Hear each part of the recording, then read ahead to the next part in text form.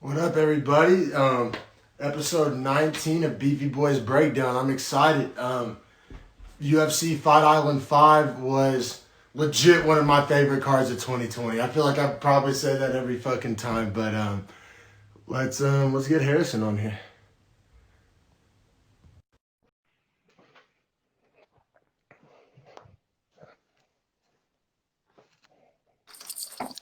Heyo, Hey, what up, my man? how we doing? Doing real nice. Not as nice as you taking that nice dab right now. I guess I'll crack open my first little Coors. Coors, we switching it up this weekend, huh? Yeah, I bought like an 18 case yesterday because like the OU game and the fights, and I don't Speaking know. of, before we even jump into the fights, what a game, right? What What a a game. game. 4 OTs. I was getting flashbacks to Owasso, Owasso. I had to tell everyone I worked with last night the story of us losing in 5 OTs, and you can't imagine the shock in everyone's face when they said, "You played 5 overtimes? How'd you feel after?" Well, I Yeah, we played, lost, so I felt terrible. and then we watched like 60 like grown men cry afterwards. So yeah, it was Dude. a rough time. But yeah, no, for real. Yeah, everybody listening, watching. Me and Harrison played high school ball together, and we played in Oklahoma, and we played an overtime game against Owasso, a playoff game that went to five overtimes. They had Keon Hatcher, right? That was their Yep. big star. He played in the NFL. He played for the Raiders. I think Yes, he's still sir. maybe in the league or some He practice squads or something. played at Arkansas with D-Rob. Yeah, yeah, he was a baller. And Mhm. of course, we had George Kittle. You know what I'm saying? And your beefy boys, don't sell us short. We was cold, but yeah, Yeah. no. But yeah, just brought back flashbacks. So anybody watching from class of 2012 from Owasso, suck a dick. But Yeah, yeah. Honestly, uh, send me some fan mail. no, but no, for real though, if somebody happens to be listening or watching from that team, though, that would be really like a cool full Yeah, circle, like yeah. really cool It would thing. be cool to know what y'all's locker room was like. How many bottles of champagne y'all popped? But yeah, but man, yeah. So both of us here on Beefy Boys are big OU Sooners fans, both from Norman, Oklahoma. So we definitely gotta definitely throw up a horns down real quick. And it wasn't pretty, but I'll take it after this bullshit season. And yeah, we won't spend too much more time on that. But yeah, shout out to the Sooners getting that win in the Red River Shootout. Because Well, go oh, ahead, go go ahead. ahead, go ahead. I was just gonna say, and I still say shootout because they like tried to Yeah. PC cancel the term for the rivalry game because they thought that it was gonna actually turn into I don't know. It was What stupid. Like what's so wrong about shootout? Like people have had shootouts for thousands of years. Like firearms have been around for literally so long. Like I think it was like because all the school shootings and shit. They were like, yeah, I don't know. those aren't Uh, shootouts, bro. They don't have other guns. You know what I Nobody's mean? shooting back. Yeah, Right. That's what I mean. shootout's a fair fight. Like horrible joke, but it is seriousness.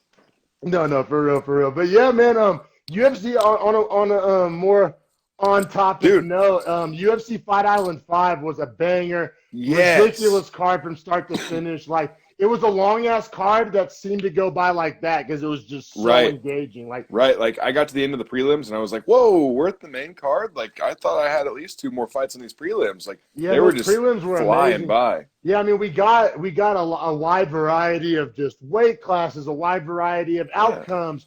We had a few upsets, we had a few heavy favorites. We had it was a good night of fights. The highlight KOs that we had in this, Highlight legendary. Like this card will be legendary. remembered. Like this card will go down. Like it'll be played on highlight clips, 10, Like 15, 20 years from now for sure. we got two KO of the year contenders in one card. That's Yeah. so rare. Yeah, no, yeah, there was so many good fights, so many just dope fighters. And I feel like almost everybody on this card we had done Beefy Boys on before. Like there was Right. That's the thing. there We're was seeing a a lot of repeat customers now. yeah, repeat customers, exactly, exactly. So that's always fun because I feel like I'm just have a more strong, solid base on to give analysis from. That's not just like a YouTube highlight reel or something. You know what I mean? Like Right. Well, and like how we talk about, we start following these fighters after we see them. If their stock goes up with us, like was like Yusuf Zalal, for instance. Like I think we're yeah, pretty well versed. Like I called you yesterday and told you, like you I'm did, pretty sure Yusuf loses this just based you on did. styles from what we've seen. And Oh man, that's just. I mean, that's why watching the fights is so great if you're trying to make money. because Yeah. eventually you will see everyone, and then you'll have an actual basis in your own brain. You know. Unless you're me, and then you just lose every time. That's another Listen. We'll get to that. We'll get to that's that in the another second strategy. fight. Yeah, for sure, brother. But yeah, we can dive into these prelims, man. Bruno Silva plus 400 versus Tagir Ulanbekov minus 500. So insanely favored. The Huge Russian favorite. Ulanbekov. And I'm not just saying this because he's Russian. He actually does train with Khabib, right? Yes, he is. He Yeah. is. I wouldn't say training. They were making jokes about being a training partner. He's probably a little too light to be a Khabib training partner, but he He's in the is. general He vicinity. trains at Eagles MMA, They literally probably probably like almost. train with the same bears. They probably share bears Yes, or something yes, like that. Yeah, precisely, yeah, but precisely. they run in the same snow. Use the same shitter. I feel it. That's got to stand for something, right? But Yeah, they were talking about how like those Dagestan fighters used to have to like travel like 2 hours to practice by yeah, like like in foot, the like, mountains. and then they would practice, and then they have to travel home. Bro, it was funny. Yeah, I heard them talking about that, and it hit differently because just the day before, I had done some hiking in the mountains. Like obviously nothing as intense as that, but that's what just hammered it home that much more because I was just like hiking to and from my fishing spot, and like, bro, I felt like I had like ran stadiums, like especially up at this Really? elevation. Yeah, I think I'm at like 6,000 feet right now or Oh something. yeah, that's a So good like, point. and so bro, I probably only did like probably like maybe like three-quarters of a mile in, three-quarters of a mile out, and I mean I was destroyed, and I was like, and then like the next day I heard they were talking about them, hiking 5 miles to practice and shit, and I was like, that's some. It rang home with me because I had just kind of experienced like a way more Yeah. pussy version of that, and it still tore me up. So yeah, man, those guys, that elevation is real. The rugged terrain is real, man. It's real. Like I've been up here just for this past week, man, and my legs, like, bro, like I feel like I've gone through like a fucking football training camp. Damn, that's wild. That's super wild. I'm just not used to like the hilly regions, you know what I'm saying? I'm so used to Yeah, just yeah. flatlands out here. Yeah, anybody that's never been to Oklahoma, they say you can stand on a phone book and see the other side of the state. You know what I mean? It's flat as fuck. But Yeah, for but real. yeah, man, we'll get into this flyweight bout. Yeah, they're fighting at 125. I gave round one to Silva. Those leg kicks and that right hand, he was just really effective. But I mean, it was cool too because everybody was hyping up Ulanbekov. He was the massive betting favorite, and then Right. Silva Silva came out, looked and I was great. like, here we fucking go! What a great Yeah. start to the night. So Yeah. yeah, you gave round one to Silva as well. I did, yeah. And honestly, when I started thinking about it a little more, I was like, you know what? Of course Silva came out like that. Like he used to be the training partner for Henry Cejudo. Like Ulanbekov, as good as he might be, is probably not as good as Henry Cejudo. So it's not like he has to come into any fight thinking like this guy might be something I haven't felt before. Like Cejudo is definitely the best guy, so it's like he has nothing to fear essentially. Yeah, man, and I'll say, regardless of the outcome, I mean, Silva kind of made the people that made those odds. I mean, not really, but I mean, he fucking showed up, man. Yeah, No, I think he made Silva, Vegas look like an asshole. he really did. Yeah, that's kind of, I guess, what I was trying to get at for sure. Because Vegas, I mean, they still covered, but like, but man, he made that number look ridiculous. Like, I bet Right. he made the people that bet the 400 get a little tickled down there. You know what I'm saying? Get a little salty maybe too. Yeah, exactly. But and then round two though, I think round two, Ulanbekov really kind of started to get his feet in the ground, get his sea legs under him, and just I think he really established himself in round two. He had the takedowns. But I gotta say, Silva, even on the rounds that Ulanbekov won, Silva would like end the round on top and like finish really strong. So like so yeah, I don't know. Like I think Ulanbekov definitely won round two, but I mean Silva finished strong, and it definitely wasn't a 10-8. Like it was a very competitive round. No, no, two was hard for me to score. I really thought that Ulanbekov probably won the round just based on the fact that he was landing a little cleaner. Whenever he did get that takedown, he was doing a little bit of ground and pound. He got on his back for at least a little Yeah, bit. Um, yeah, and I think the just majority of the round Ulanbekov was like firmly in control, but then right, Silva just just the end ended of it. ended like Yeah, a banshee. You know what I mean? right. Yeah, which also will take us into the third round. I scored it for Ulanbekov as well, so we both would have it tied going into the third there. Yes, yeah. Um, which the third round was wild. The end of the fight was crazy. Yeah, Silva, by the end yeah. of the fight with that flurry, actually looked like maybe the better, fresher fighter. That's what I'm saying, bro. Like he was not outclassed at all. Like I think if Mm-mm. they fought 10 times, they may each win five. Yeah, it might go 5-5. Yeah, Like I for totally agree real. with it. I totally agree with it. I Yeah, like personally scored it 29-28 for Ulanbekov, yeah, yeah. but I wouldn't be mad to see if Silva got that scored for him. Now, one judge scored it 30-27 for Tagir.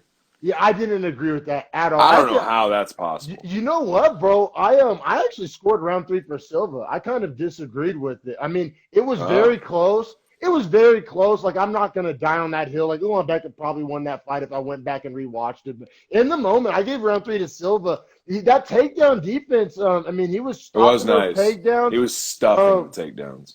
and just like I literally wrote on my notes, just eye test. Like I thought, like you said, he looked like the fresher fighter. Like, and I know some judges factor that in, not all. It's one of those things. He maybe not. He probably didn't win the numbers in the third round. I didn't look at the numbers, but it strikes me as a type of fight that he probably didn't win the numbers or like the control time or just whatever statistical analysis, but just eye test. Like I'm just watching two guys fight. Who do I think won? I'd probably give that round to Silva, but like I understand why the judges gave it to Ulanbeka. Like it was a very very close round.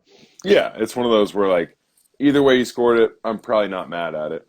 That's why the Yeah, 30 that's why the 30-27 is so appalling to me though. no, yeah, that guy needs to fuck himself. Like that, there's 0% chance that that was a 30-27. Like yeah, not at all. Because round one, I mean, best case scenario, it was 29-27, right? Or 29-28. yeah, 29-28 because Like Silva definitely won the first. Silva, like without a doubt, won the first. Like, thank you. Yeah, like that's just the 30-27 is just out of line. But yeah, we'll keep it pushing. I mean, Ulan I mean, he barely cashed that -500 or not cashed, but covered as the favorite. But man, people that bet the +400 were probably man, they were probably salty. Yeah, like you said, because I could have definitely. If I had my money on Silva, I would be livid. I'll put it that way. That's what I mean. Like to have him at +400 and to see him lose in a decision that close and see one judge go 30-27 so you know he's a bullshitter. Yeah, exactly. It just the 30-27 just delegitimizes the decision to me. In a way, Yeah. not really. Whatever. Ulon Beckham, he looked pretty good, but he also looked like pretty overhyped. Or He I don't looked even yeah, know. right. No, Or I would say still that's the Silva's probably like a pretty tough, like was that because was that Ulon Beckham's debut? mm-hmm. Silva gave him all he wanted for his debut, but yeah, I mean, he looked maybe a little overhyped for me. I don't know, like, or I don't know if Silva just is that good or what, I but think maybe he's getting a little bit of that extra Khabib hype. You know what I'm saying? I think people are exactly. giving Khabib's teammates Khabib's hype, and it's like, what? They're not Khabib. You know The what I mean? coattails, riding the coattails. But man, so this next fight, we'll keep it pushing. Yeah, Ulan won in a unanimous decision, which, like I said, I don't know. I thought it should have at least maybe been split, but whatever. Um, Tracy Cortez versus Stephanie Egger at women's bantamweight, 135. And I bet $20 on Stephanie Egger. I don't know, a lot of y'all that follow us on social media, I posted like a little video of like it was like my first in-person bet. I'm up here at Lake Tahoe. And so like the Hard Rock Casino is like right on the Nevada side on the border. It's like 9 minutes from me. So I went over there and like, man, it's really sick in there.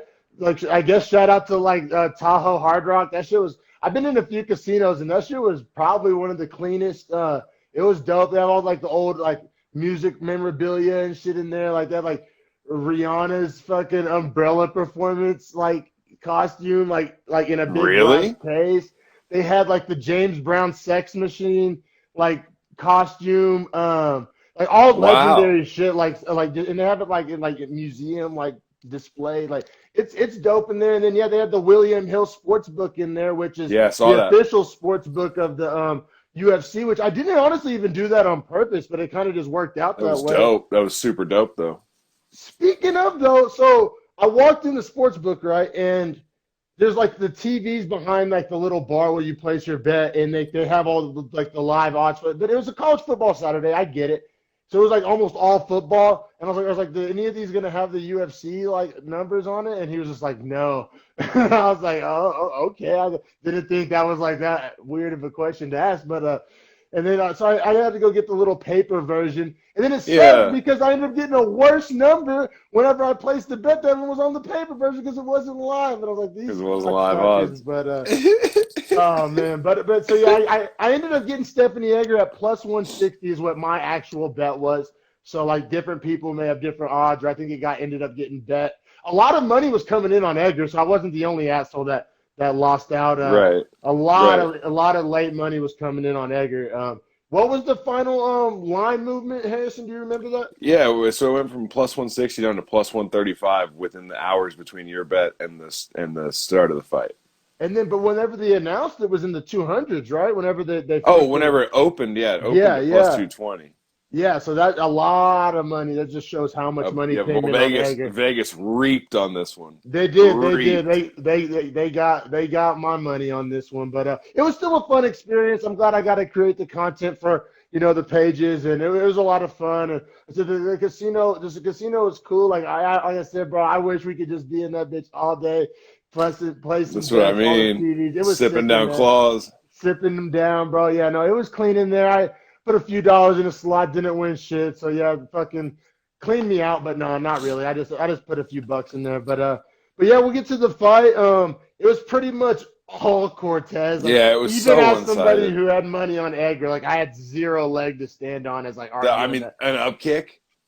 You had an Yeah. up Oh kick. yeah. That was Yeah. about There it. was a brief moment where like Edgar landed like a desperation up kick that did rock Tracy Cortez, but To yeah, be Tracy. honest with you, man, Cortez just looked really good. Like in her last fight, she didn't look anything like this. And honestly, Egger kept trying shitty. Like she's a judo black belt, supposed to be on like a world level, Yeah. and she was doing some of the shittiest throws I've ever seen. Like she kept getting reversed in her throws. Yeah, and that's like supposed to be the one area she could dominate, and That's that's what I whenever mean. I knew that I didn't stand a snowball's chance in hell because Yeah, I was like I put my money on an elite grappler and she's getting fucking out out grappled grappled. like severely bad, and I was like this is a wrap and then it man, and we'll get into the fight that my gut I should have bet my money on later, but anyway. Oh Yeah, yeah, oh yeah, yeah. I was going to, but yeah. So round I gave all three rounds to Cortez. Like I said, a lot of the surprising part of it was a lot of these rounds she won based off like grappling dominance, and so that's just. I said in round two is when Edgar got that up kick and it did rock her, but it wasn't enough to steal the round. It almost, I No, mean, it was pretty close to maybe just pulling a finish out of her ass. I definitely right. jumped up and acted like a degenerate for sure. That's what I was going to say is that Egger, had she been a little quicker off her back right there, might have been able to actually like get a hard throw, reset the position, have her rocked, and start working for a finish on the top from good position. But Edgar just looked like super incomplete as a fighter. Like yeah, she I has a was lot of work to do. Like she looked just like she needs like just so much more work. Like just her striking was just nowhere near ready for the octagon. I mean, even like her grappling wasn't, which like she needs to do more like jujitsu and not just judo. Like she needs to or wrestling or whatever, more MMA based training right. because she just looked outclassed, like for real. In all areas, even the areas she was supposed to be quote unquote world class in. And then yeah, and then round three was more grapple control and ground and pound. It was just dominance. Like it really was. I scored at 30-27. 30 to me too. All three rounds, 10-9. Yeah, Mm-hmm. nothing really crazy enough to warrant any 10-8s, but just consistent, steady dominance by Tracy Cortez. So yeah, I lost money on that fight. Cortez looked really, really good. Like I'm not even mad at her. Like she fucking looked so solid and yeah, she performed really well. So good for her. Yeah, you know what I just realized is we opened this card with four decisions, and then we have it with three finishes at the end of the prelims. Like prelims Yeah, had it all. Prelims had it all. it was at first. I was like fucking decision city Yeah, over here, decision but city. all the decisions were. I'll say honestly, the Cortez Edgar fight was like the only one that wasn't competitive. Right, yeah, because The like in the our other next ones were awesome. yeah, in our next one we go to featherweight with Giga Chikadze and Omar Morales. Oh, I should note as well the refs tonight are Boshatsky, Sataki, and Goddard. Just in Okay, case anyone cares. man. My gut told me to like Chikadze at that plus 150. Like I really Hmm. did, but I didn't know enough about Omar Morales to like. I didn't want to like hose myself, and it's some because he's undefeated. And like I don't know. Right. I didn't want to like run into some phenom or something. I don't know. So my gut just knee jerk reaction was I did like the Chikadze at plus 150. Like I gave it a little bit of consideration, but I just didn't know enough about Morales, and I knew he was undefeated, and I was just like, I don't want to run into something crazy. But hindsight, that plus 150 was a good number on that. Yeah, I think in my pick notes, I said to stay away from this fight because it was going to be too hard to pick. But if And you it had was a to, banger. yeah, and I said if you're going to bet anyone, you should probably go with the dog just because it was going to make more money. So Yeah, for yeah, sure. Um, Man, it was Morales' first fight at featherweight. He came down from lightweight at 55, so he came down from 55 to 45, and I don't I know if I did it really pay off. I think he was getting a lot of love from the odds makers on that move Yeah, because he's undefeated at a heavier weight class, and they're saying, yes. "Oh, you can go down a weight class, like you'll have your same strength and you'll fight smaller guys." But that's not necessarily always the case, you know? Yeah, it's not always like, especially those two weight classes, like 55 and 45 I They're think are seemingly probably the different. two. Yeah, yeah, but they're also like, I feel like those are the weight classes that more guys could probably bounce between, or that maybe 45 and 35 is probably the closest. But I think both, honestly. yeah, but I'm I just saying honestly it's think not both. that drastic. Like it's not like middle and light Mhm. heavy. Like it's just 10 pounds, I guess, is what I'm getting at. Right, yeah, and especially whenever some of the bigger lightweights cut down from you're talking like 185, 190 if you're Khabib, but then some of the bigger featherweights cut down from like 180 like Max Holloway. So essentially you're talking about, if they walk around at 185, they can make both those weights and be big at both weights. That's so wild to me, bro. Like how they do that and how they pull that off. Like that really is wild. Did you ever Yeah. have to do a weight cut, or you were a heavyweight, so it didn't Not matter? really. I mean, I would have to get into like wrestling shape and that would Yeah, obviously cut some weight from me. just But naturally from getting in shape. yeah, Yeah, but I never had to go through like severe cuts. I've seen some guys do some wild stuff though, like Caleb Klein, man, eating ice chips and sucking lemon wedges for like 2.5 weeks to drop like 40 pounds. like bro, I don't think I could do it, man. Like, I'll be real. Like I don't like think that like I don't know. I think I would crack, bro, for real. Like those guys' level of discipline and just like ability to like torture themselves is just hats off to them. Like yeah, by the time they get into the cage, like that really is the fun part. They've already gone. Like even if you lose, you've already gone through the worst part. Right, yeah. Well, most of the Most of the time, yeah, time. yeah, most of the time for sure. But man, this Yeah, fight was a fucking banger though. yeah, Round honestly, one, both guys were just throwing with high velocity. that's exactly I was going to say velocity being the key word. They were throwing hard strikes. Like they were swinging for the fences, man. They They were weren't both. connecting a whole bunch. I mean, good movement. They had good head movement, both of them. Definitely Chikadze was a better striker, I thought. And Yeah, Morales I seemed to be get. like really proud. Did you feel like he just wasn't gonna grapple? Like he was like, "I'll strike with you."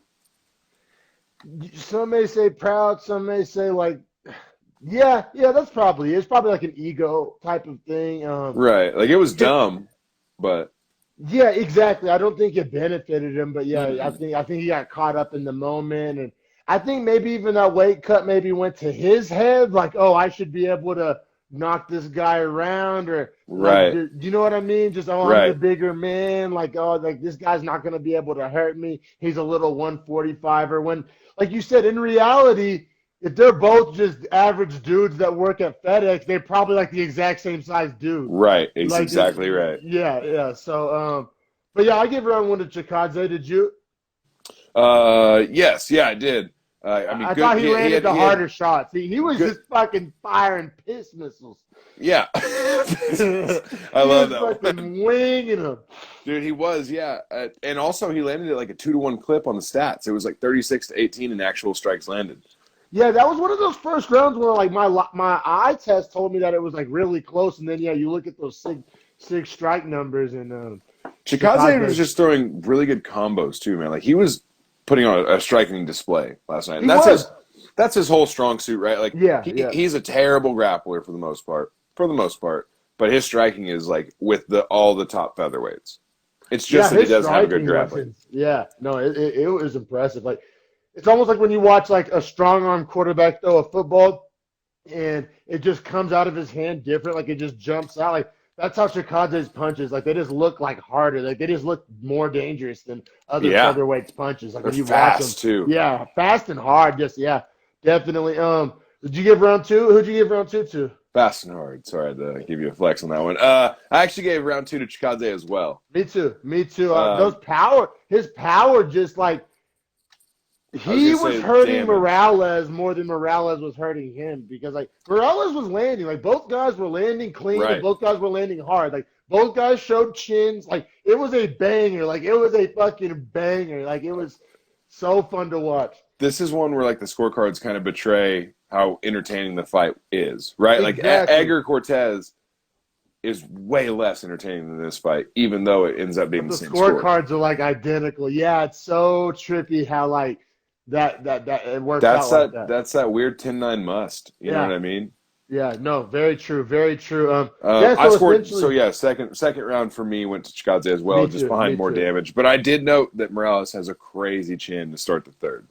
Yeah, yeah, he does. And then that chin finally started to crack. Finally. But he Yeah, because survived. in round three, Chikadze finally dropped Morales. But you're right, he survived, and it ended up going to a decision. And yeah, Chikadze, I guess, was it 30-27, essentially Yep. across the board, unanimous decision. And I Yep. agree with that. That's exactly how I scored it. So yeah, Giga Chikadze cashed as a plus 150. I said he's a beast of a striker. Yeah. But you, it is limited in his grappling, and the featherweight division is just like so deep that if you're not a well-rounded fighter, I mean, there is like a ceiling, like a cap on your potential. Just and it's not to say people can't improve upon things, but you know what I mean. Featherweight, that's a tough decision to like division to just be learning on the fly in. So Featherweight's probably where you find your most average, like not to say offensively average, but like or no offense meant by this, but like your average size human would probably fight featherweight, lightweight. You know what I mean? Like yeah, it's most deep. guys.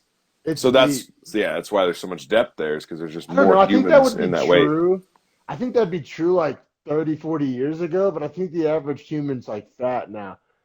True. I just mean if you're in shape. You know what I mean? Like for your height, like most guys being 5'9", 5'10", Yeah, the should average not walk human, around above 185. You know what I mean? yeah, the average American right now like would be like a 5'7", like a 5'7" light heavyweight. Yeah, yeah, for real. Oh God man, damn, that's sad. but yeah, man. So Giga Chikadze, he looked really good, man. He's going to be one of those guys that's not invincible, but just doesn't. Nobody's going to be that like stoked to have to like hop in the cage with him because he's a dangerous. Like you're going to come out of it with some fucking some knots and some fucking. He's gonna hit you with some pretty dangerous. Yeah, he's a guy that if you put him up against another really like confident striker, you're gonna get an awesome, entertaining fight where both guys are just throwing, like you said earlier, piss missiles at each other. Yeah, yeah, But exactly. but if you give him an elite grappler like a Brian Ortega, it's gonna be no fun because Ortega's just gonna get on him and choke him out within probably 4 minutes. Yeah, So yeah, it's like the whole the quote. There's levels to it. You know what I mean? You just got to totally. find the right level for him right now. Yeah, yeah, definitely, definitely. So yeah, fun fighter to watch though. Fun fighter to watch. If you like strikers and you like fucking guys, trying to go for a finish, yeah, Giga Chikadze might be your guy. But yeah, man, we'll keep it pushing to this next bantamweight matchup. Ali Al-Casey versus Tony Kelly, and I know for a fact we've done a couple of Al-Casey fights, or at least one, Yep, at least one. one. Yep, because he got starched in his last outing. Yeah, Poor guy. Just caught an overhand right on the big nose and just got dropped. Tony Kelly was also a tough next fight for him. I thought like, yeah, they're not throwing him any fucking favors. and that proved to be pretty true. The reason they like Al Casey here, I think, so much on Fight Island is he trains really close. Yeah, Like and Jordan. it's a super close travel for him. Yeah, yeah, it So makes perfect essentially, sense it's like logistically. living in California, traveling to Vegas to fight. Like Yeah, yeah, easy yeah. easy moves. For sure, man. For sure. And yeah, man. I mean, Al Casey like looked pretty decent, but just not good enough. I gave round one to Kelly. He had he ended the round really strong, and he had those submission attempts in the first. I'm sorry, I'm reading my own notes. I think I scored it 10-9 to, wait, oh my gosh. I'm pretty sure I scored the first round to Al Casey. No, you could have. It was a close round. They spent the first half of the round kind of filling each other out. I just thought that I thought that Kelly ended the round stronger, and as we talked about on the podcast before, Well, ending a round can. that armbar was wild. Like the fact that because that's the round where he got him in the weird triangle, right? Where he has the armbar and Kelly. Kelly has him in the armbar, right? Yeah, Is what I'm saying. yeah, Yeah, I and believe he's so. Yeah, cranking it, the but the submission is there. shoulders through so that That's his arm right. can rotate. Right? Yeah, That's this first round. and they were calling El Casey like rubber elbows and shit, and like Right. yeah, and Okay. like it kind of Okay. went viral on Twitter. Like Right. Right. Right. Right. his elbow was past 180 degrees. Yes. Like it Right. was It insane that he was. did it It past. was slightly inverted. It was really wild. It, Okay, I scored that that ten kind of nine for Al made Casey. okay. No, that's fine. I get this. I actually I gave Kelly credit for kind of getting that close to finishing him, and you seem to have given El Casey credit for surviving it. And Well, I actually wrote that the whole opening round was like a crazy battle, right? But yeah, I just yeah, thought Al look, Casey did more damage, and then I did write that almost armbar makes the round razor thin. So yeah. really, you No, can go either way. totally, I agree with the same. Yeah, because Casey was landing some clean right hands, I believe, is what it was. And when they were standing, Yeah, Casey right. was definitely winning the striking exchanges. I think I just valued that really That strong armbar seventh was count. Yeah, close. yeah, for sure. Sorry, guys. I'm sure everybody was having Well, a few beers I was during this getting fight. confused because how'd you score the second round? Because the second round was even closer, I thought. Well, I gave the second round to Kelly because of that knee. He wobbled out Casey with that Okay, knee. yeah, me too. So Me too. yeah, yeah. So But that was all. I thought that was a close round. it was, man. Like, and I like essentially like was like I tried to be objective, but like my heart, like I was kind of rooting for Al Casey after he survived that armbar because I was like, this guy just wants it. Like this guy's mentally tough. Like this guy, and he looks good in there. Like he looks like fundamentally sound. Like he's Right, just good kind of movement. yeah, he's just not like elite at any one thing. The one thing both these guys lacked was head movement because they were both able to kind of tee off on each other on the center line, which kind of shows you that they're not weaving and bobbing enough And or speaking of fainting. center line, that's how Kelly was landing that knee. Right. Yeah, because he was just exactly like you said. He's keeping that head on that center line. Good note for sure. But yeah, round two, you like you said. So Kelly hurt Al Casey with the knee, but then Al Casey really finished the round out strong. So like you said, it was razor thin. I thought in round two too. I just really valued that knee. I really Right. thought that was the most effective strike of the fight. So you have it 20-18, Kelly, and I have it 19-19 going into the third. Yeah, Okay. true. And which is wild because listen to how I score the third. I give the third to Al Casey, and so if I had What? your scorecard, I would have given the fight to Al Casey. I Oh, thought that, I would have scored the third for Kelly. see, I thought that, and maybe I'm overvaluing it because this is the second time I've put this in my notes so far, but I thought Al Casey looked fresher.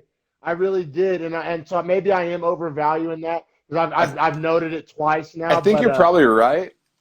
But I mean, the simple explanation for that, and not that it should decrease the value of, or you know what I'm saying? Like, it doesn't matter the explanation, but just to explain that Tony Kelly's first fight outside the United States was this one, and he had to travel so far. So I'm sure that was the reason he was slowed down. But uh, yeah, man, yeah. this was a hard fight to score. It Like, was, and our difference shows that. Like right, it was a really close fight, really competitive fight. Yeah, he said I had Tony Kelly winning it, but losing the third round. So you did have Kelly winning 2 and 3, uh, right? Or so I had Kelly winning 2-3, and Al Casey winning the first. So I had it 29-28. The judges actually agree with both of us. One judge yeah, had it which is wild. 30-27 Kelly, and two of them had it 29-28 Kelly. So this was Uh, a these guys got into a majority little decision. no. They all had it. It was unanimous. Oh, okay. 30-27 and then Oh, 29-28 times yeah, two. yeah. But did you see him getting the almost fight after the fight? Yeah, after the fight, Hey, and then Al Casey like hit him a little too hard if he was trying to be cool. Like, was oh he yeah, trying to be cool? I man, honestly, I'm not gonna look too far into it because that's just like adrenaline. Like you're just like in a state of nature at that point. You know what I'm saying? You're like your fight or flight instincts are going. Like I'm surprised that doesn't happen more often, to be honest. Like like I don't know. Like I know after football games, I was always trying to fight somebody. Like I don't know. Some guys can't turn off the switch like that. You know what I'm saying? Like you're in like kill mode, and Well, sometimes it's hard to just. it seemed like they like came up like they like dapped it up, came up. Al Casey like put his arm up on his shoulder and then like gave him like a hammer fist on the chest, almost like we would just like pat someone like yo like that's the fight. You know what I mean? Like he was trying to be like hyped up about it, like he was super hyped. Whereas Kelly was that hammer fist was a little too hard, and Kelly pushed him away because he was like, "Don't hit me like that." Obviously, But that's what I'm saying, bro. That's just two guys that are still keyed up. Like that's what I Casey mean. probably did hit him a little too hard because he was keyed up, and then Kelly probably didn't like that shit because he was keyed up. So Right. That's what I'm saying. Like I think it was just incidental in the moment. I don't think there's any like bad blood between them at the end of that No, fight. like I said, I'm surprised it doesn't happen more often. Like to be honest, Yeah, that's a good point. Now that I think about that. anybody that's gotten themselves into that mode, like it's not always just that easy just to be like, okay, this is over now. Like, you know what I'm saying? Like, so yeah, I don't know, but yeah, no, I'm glad you brought that up too, because that was pretty wild. And then Kelly was screaming like you were running the whole time. Which I Yeah. don't think was I don't really. agree. I don't agree Yeah, with that Casey was assessment. bringing the fight to him a lot of Yeah. the fight. Like Hey, that was a good fight. Like they should both just agree that was a good fight. Like it y'all was a settled good it fight. out. Like we all agree Tony Kelly won. Like it's fine. It was a good fight. I think Al Casey's lucky that he lives in Jordan, or else he may not still be in the UFC though. I'll say Yeah, that true. because they're not True. going to cut it because they need They need him. that Fight Island little prelim card filler. You know what I'm saying? Absolutely. But I mean he's 0-2, right? He's gonna get a sharp prospect in his next fight. It's gonna be tough, or he's gonna beat him. And when I Yeah, say tough, like he's gonna get starched, or he's gonna put up a good fight. because I think he's just like athletically super mediocre, but Right. like technically super sound, Right. which is just like yeah, it's tough for him. Because he almost has to like have everything go right, you know? Yeah, Because like living in between worlds almost. You know what I mean? In yeah, other yeah, words. he's just not elite at any one thing. Like he's just kind of like average. Like when you go to build a quarterback on Madden and you can just put balanced, like that's Yeah, how right. crazy. Like he's just Yeah. kind of okay. Like he's not super slow, but he's Like not he's like okay accuracy. He's kind of yeah. fast. He has good arm power. Nothing's great. Nothing's great, exactly, man. But yeah, Tony Kelly looked good. And yeah, we'll keep it pushing. We'll Dude, keep the it pushing. next fight was insane. Yeah, This was one that I missed on for sure, but I don't think it was because like my assessment was wrong. I just just think what happened was wild shit happens in the unbelievable. UFC. Yeah, no, and this is the fight that will make this card go down in history. Maybe KO of the year. Well, Dana White, and maybe this is just hype and selling and Was he business, hyping it too hard? but I mean, because Dana White was saying the best knockout ever. Like Yeah, question mark. he went live on Instagram and was talking about it. Yeah, he's doubled down on that like multiple times. Has he? Yeah, I don't want to say yeah. I mean, on multiple different outlets, he Dude, went live. He sent tweets. He did the official UFC. Like he's said it on like 4 or 5 different times. the Mortal Kombat way that Kasanganai falls is unreal for the clip. Yeah, for sure. So we'll get We into should it for those we that should break didn't it watch down. it, but those that did watch it know exactly what the fuck we're talking about and why we're so hyped. Right. So 185 middleweights, so yeah, go take it away, brother. freaks of people. You know what I'm saying? Yeah, like athletes, favorite division, as we always athletes. talk about. Impa Kasanganai, minus 240 against Joaquin Buckley, plus 200. Buckley's last fight we actually broke down against Kevin Holland. Kevin Holland was just piecing him up. Finally scored a nice couple shots to the chin and put Buckley out. Although Buckley was throwing dangerous strikes, Kevin Holland just has great striking defense. I'm pretty sure in that breakdown we were like, man, I mean, Buckley's dangerous, but Holland was just such a veteran that he just was able to handle the onslaught. But yeah, because I mean, just athletically, power. He kind of has a little bit of a Mike Tyson build to him, like just stocky, powerful, big old pecs, like kind of wide. a football body, football body. Yeah, for sure. And man, yeah, I gave round 1 to Buckley. Man, he was landing some just, we'll throw the word piss missile out again. That'll be the theme of this. Comment piss missile in the comment sections is let us know you're listening. But I mean, Buckley was landing some piss missiles in round 1. You give round 1 to Buckley too? I did, yeah. And his volume was pretty crazy too. He And didn't look that tired either. but we also we went up on Buckley, but Kasangane is kind of a similar fighter. Like he's a very Very dangerous, similar. like Is aggressive. vicious striker with vicious power. So Yes, both yes, these guys have crazy power. Buckley just kind of throws it to the ropes and says, "Whatever, I'm just going to throw. Like if you hit me, cool, but hopefully I'm going to hit you first." yeah. And I He's honestly crazy to thought watch. minus 240 was like a shitty number on Kasangane, just because like two power punchers that are gonna be like are gonna punch it out. Like you can't really feel that confident, right? Yeah, but yes and no because Kasangani has really good striking defense. And he was As you undefeated. if you think about the way it going into the second round, if you think about the fact that he's caught like 4 kicks, like he continued to catch kicks and block and kick or block and catch, you know what I mean? So like he had good striking defense. Buckley just fucking did that shit. Like Yeah, that was amazing. definitely. Yeah, and then so in round two, Kasangane catches Buckley's left foot. Like Buckley throws a left kick, and Kasangane catches it, and Blocks it, then catches it with his left hand, so his right hand is out. Left yeah, hand is holding his left leg.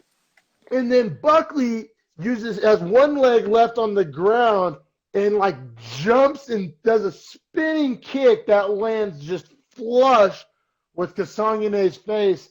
And then, like Harrison alluded to earlier, like Mortal Kombat kind of, he like froze, like it looked like a glitch in a video game. Like he like froze and then just like fell face first over. Like it was insane. Looked like something from a movie or a video game. Oh, it was jumping, spinning back kick, walk off KO. Because literally he does the spinning back kick, hits him in the face with like his heel on the forehead, toes on the chin, and then you see Kasanga and I wobble, just fall, literally KO, and Buckley runs off from the kick because he kicks him so hard in the face that it propels him forward. So he Yeah. runs to the edge of the cage, thinking that he's going to be chased, turns around and just sees Kasanga and I KO'd out, right? And Yeah. it's over. It was a It's walk off. over. It was definition cool guys walk away from explosions, like movie style shit. You know what It I was mean? amazing. It was amazing.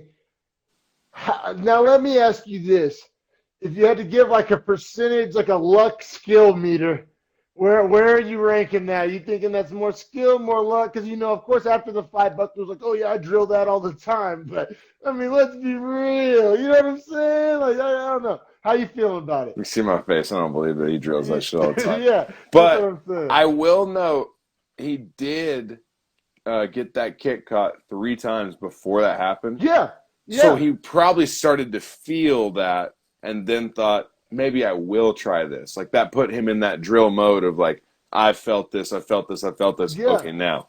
I thought that I thought that he was legit like trying to do that, but I Right. thought it was more of an effort to try to get the To other get leg away. free. To get And it away. just Correct. so happened to land. Like Yeah, I think right. like kind of both are true. Like I think he was like, yeah, yes, that's the maneuver I'm throwing, but like you know what I'm saying? Like That was I bet defensive, not offensive. I think so, and it just caught him almost like an up kick or almost like you know what I mean? Like just Right. it's just the right place, right time, or wrong place, wrong time if you're a Kasangane fan. But yeah, I mean, I think it was like I don't want to say fluky, but I don't think it like hurts Kasangane that much. And then like No. Kasangane made a million fans last night with his super graceful, respectful reply.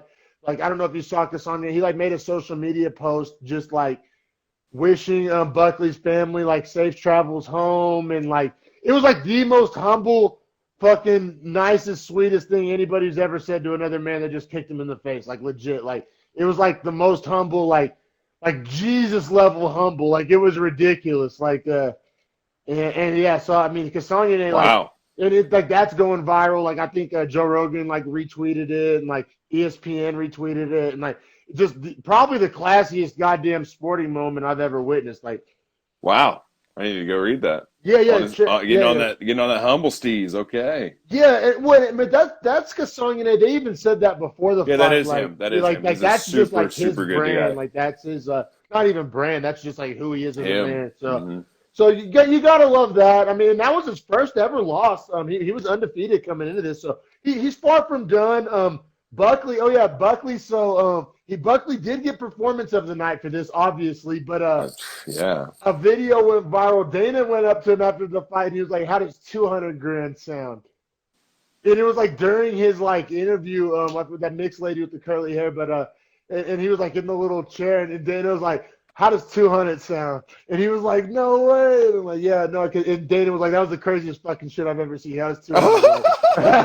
I just love that Dana like has just low key just I guess the whole fucking time been shoveling money under the table with these guys because you don't hear about that from analysts like Brendan Schaub and those guys because they're the guys that the UFC never liked, the guys that didn't work with the Yeah, UFC. he wasn't getting no bags. Right. Like that. So Yeah. so the UFC wasn't willing to help them out on the back end.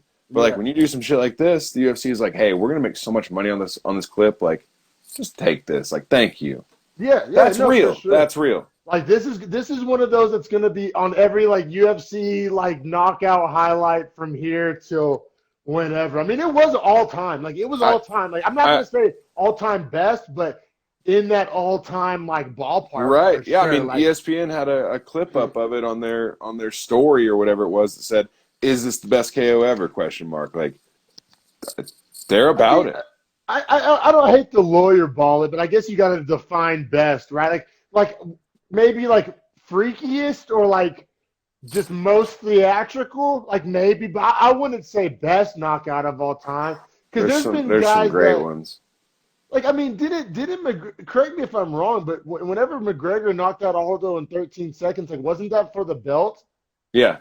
Like I mean, come on, 13 seconds for a belt, like on Aldo, one of the First time goats. ever against one of the goats of 145 or the Like goat at the time. I mean, and there's a long list of others that are even more old school than that. It's not even old school, but I'm just saying, I'm sure real old school UFC heads that like the kind of guys that like to call people casuals. I'm sure they're rolling their eyes right now, as far as like best knockout ever. But I mean, I'll gladly throw it in the conversation. I think it's definitely in the ballpark. You know, as they say, like same church, same pew. You know what I Right. mean? Like I don't. It's in the conversation. It was ridiculous, and I'm glad. Buckley's getting his 15 minutes of fame. Let's see if he can, because some fighters take a moment like this and like launch a whole career out of it. Let's see if Yeah, I that's mean what we're witnessing. for me just to note best KO ever, I think you got to give a shout out to Masvidal, right? The 4 flying knee. seconds, flying knee, undefeated fighter, essentially retires him.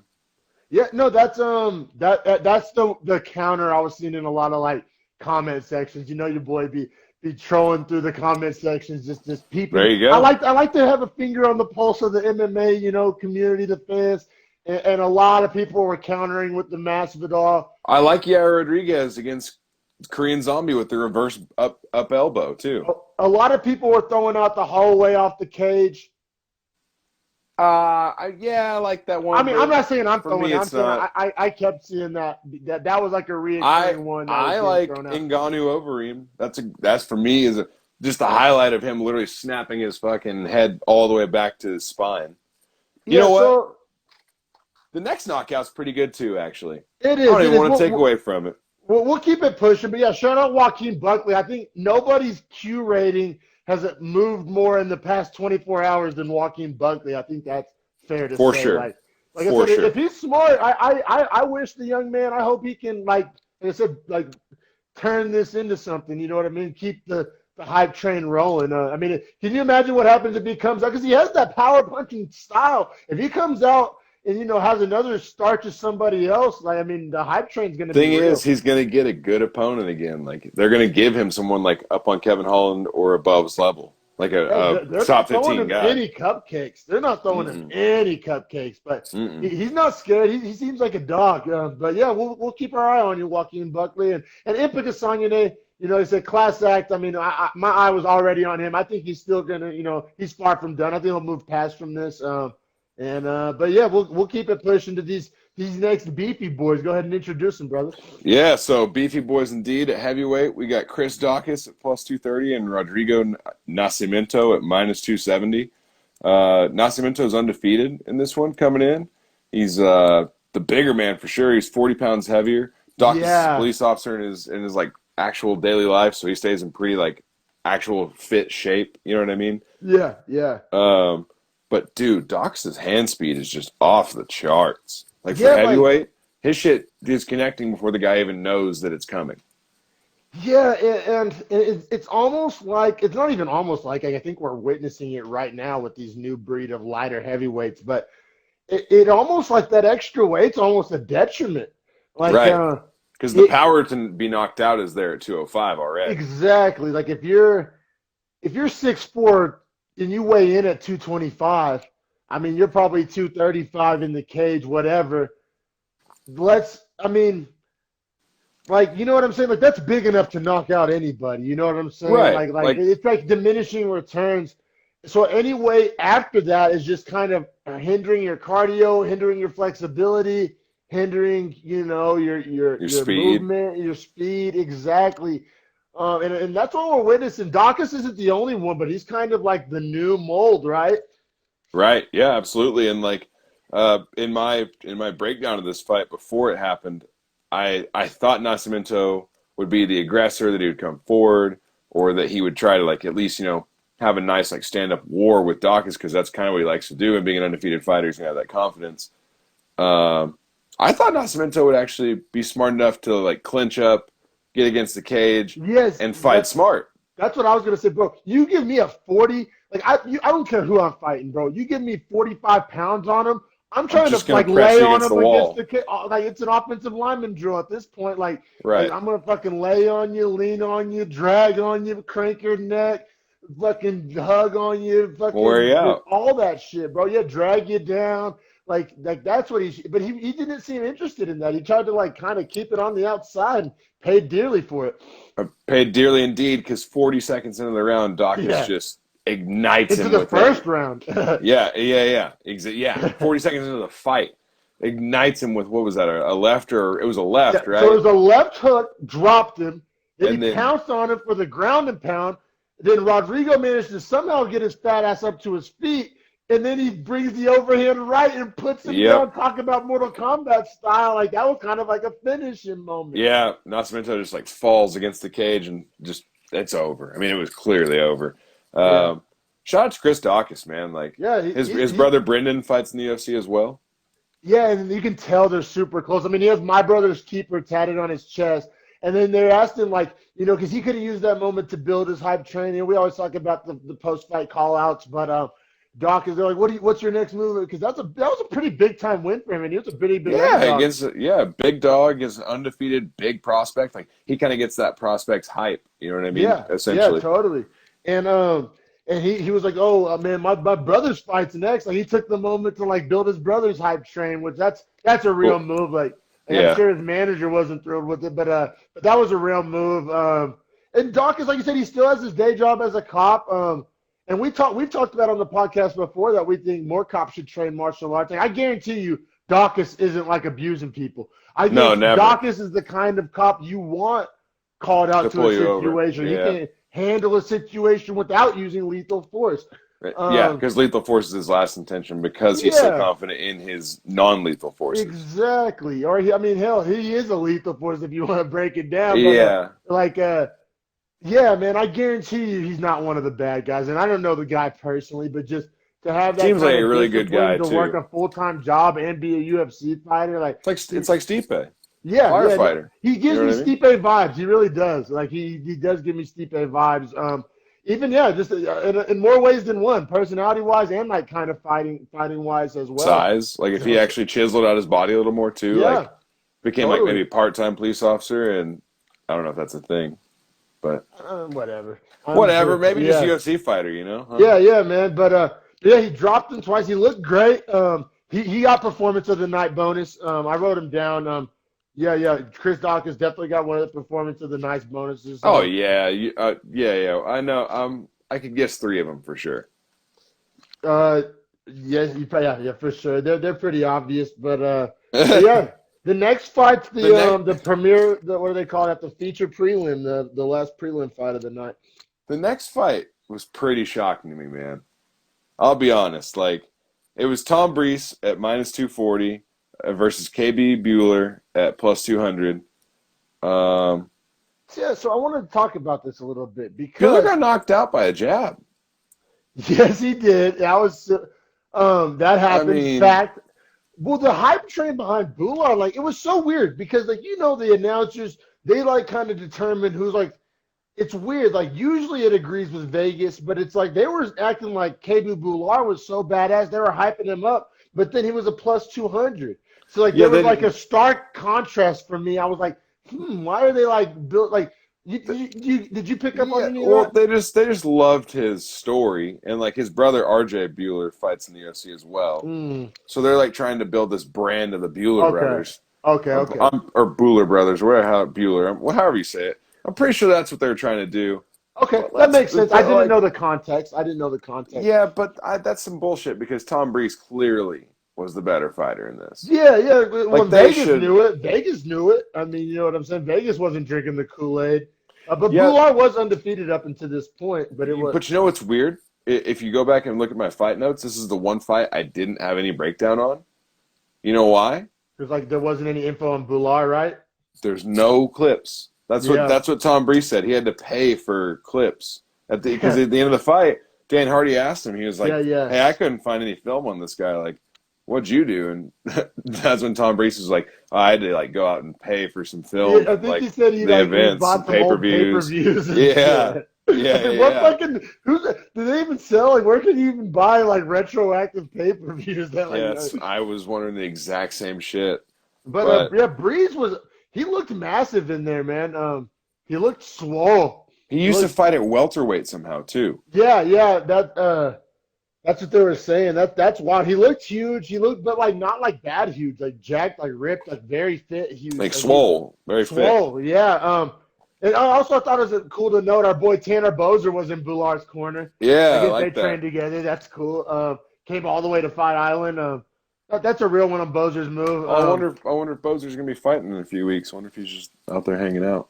That'd be Oh, cool. I I need to hope look into so. the cards, Yeah, see me see if too. he's That on would there make a somewhere. lot more sense besides just him doing his boy a solid flying halfway across the world. Yeah, 'cause you got to go through all But those COVID treatments and shit, or COVID yeah, tests. man, yeah, quarantines. I'm like, good point. I bet he's fighting before they leave Fight Island. That's a very good point. Let's see our mullet man back in action. But yeah, it was a first round TKO, and as Harrison mentioned a second ago, what makes this so unique and kind of cool and kind of strange is that it was a jab. But It's like a jab KO essentially. jab KO. Yeah, he dropped him with the jab. You know, it was a TKO. He had to finish him off, but it was essentially over after this very stiff jab. But afterwards he was talking about it, and he said a lot of fighters step in with one foot for their jab, but he steps in with like both feet, which is why his jab has so much more power. It wasn't as fluky because it kind of looked fluky, but then he was That's breaking a it good down that point. it's Now that I actually think like about it. part of his like that like it wasn't an accident. Like he's like, yeah, no, like I throw my jabs like that so they do have power. And like it worked. I mean, it worked. It worked really, really well. And he just looks so goddamn swole that he's gonna have power regardless of what he He's touches you with. You know what's crazy though is like if he was 170, I would say like, oh, he's got the touch of death. Like he could make a title shot run with that power. But like, man, at 185, there's so many guys that can do that, man. It's like Darren Till. I mean, Yeah. obviously, Adesanya's on a whole different level. You know what I mean? Yeah, I It's so think his crazy when I think body about looks a lot different than those guys' though. true. Like his body looks so strong. But with And Israel, I don't even think that matters. You know, like no, we, and I'm not talking about like to me, I kind of separate Izzy from the rest of those guys because I yeah, think he yeah, separated himself from the yeah, pack. But yeah. Good point. but a lot of those like top five, top 10, middleweights, like I mean, I'm not saying he's ready for that, but we'll see what happens with him. I mean, he looked really good. It was a really impressive knockout with a jab. We'll see if Bular can bounce back and kind of keep that hype train, try to restart that because yeah, he had all the hype behind him, but yeah, Vegas wasn't biting, wasn't going for it. But yeah, Tom Breeze won as the favorite in that middleweight bout. He looked really good doing it. All right, y'all, it's main card time. And it was an amazing main card on UFC Fight Island 5. The main event being Corey Sandhagen versus Marlon Moraes. And yeah, the whole card though, the main card had a lot of familiar names, a lot of high end talent. Really, really, really impressive main card. Cheers, everybody. And let's get Harrison on here.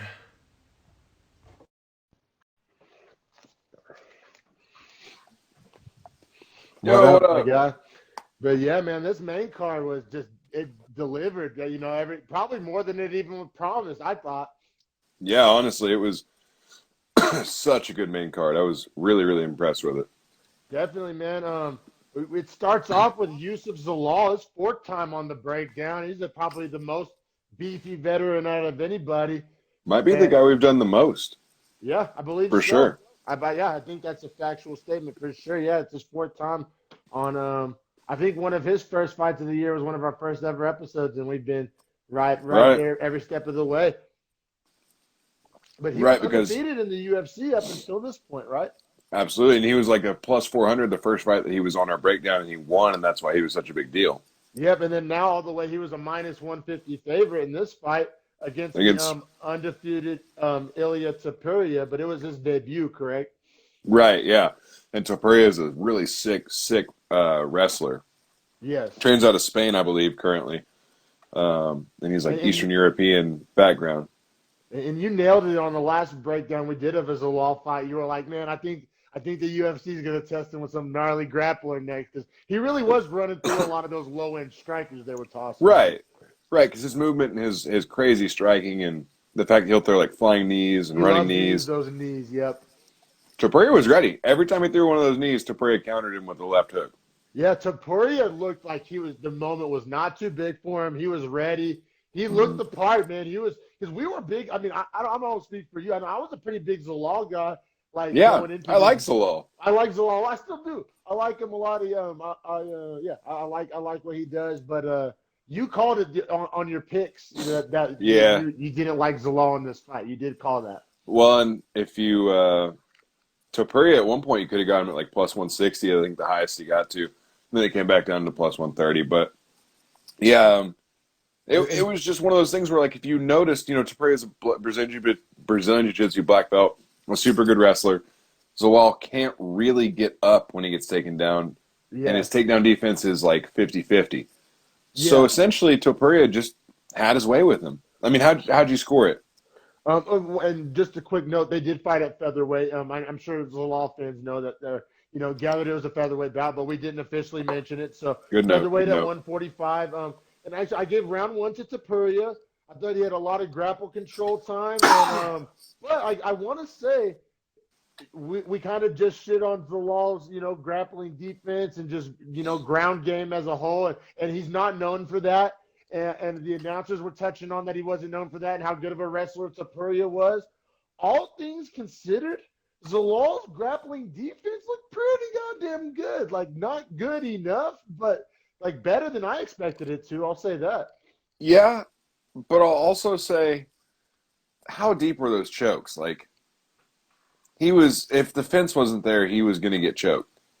Like there were some times where like, But he got out of him every single time, like a lot of times. yeah, I know, but they were so deep. Like you would think that he just would, because he just kept getting like passed and mounted and like, I go back and forth, right? Because like he escapes, which It's is like amazing, survival mode good. It's like if he right? was truly good, he It's like wouldn't get in that you wouldn't position even to be begin there. with. I think yeah, we're both kind of hitting two different sides of it. But yeah, I totally agree with that aspect of it as well. If the D was truly good, he wouldn't need the survival escapism that he was displaying. I feel that for sure. Right, like it's good. It's great to have great red zone defense, but don't get in the red zone all the time. Very good analogy. And I think also what I'm saying is the expectation was so low.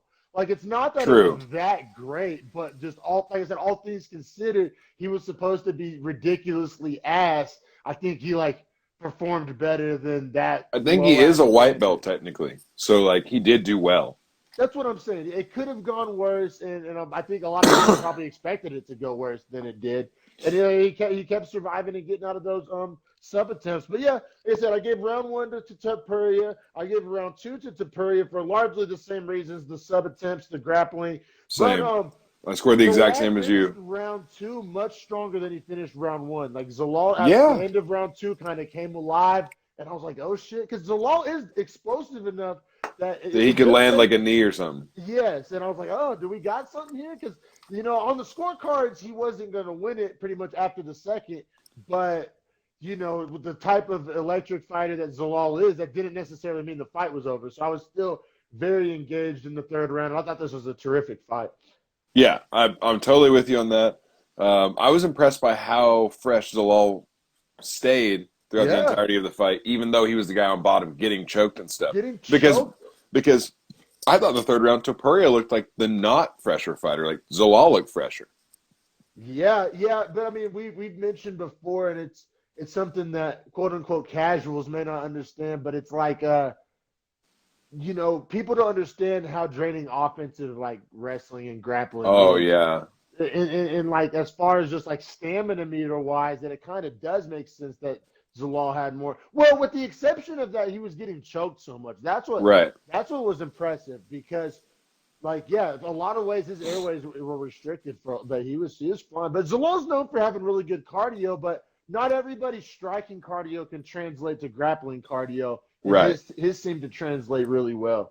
Right. Like he just has it seems like actually legitimate cardio. You know what Yeah, I like mean? across the board.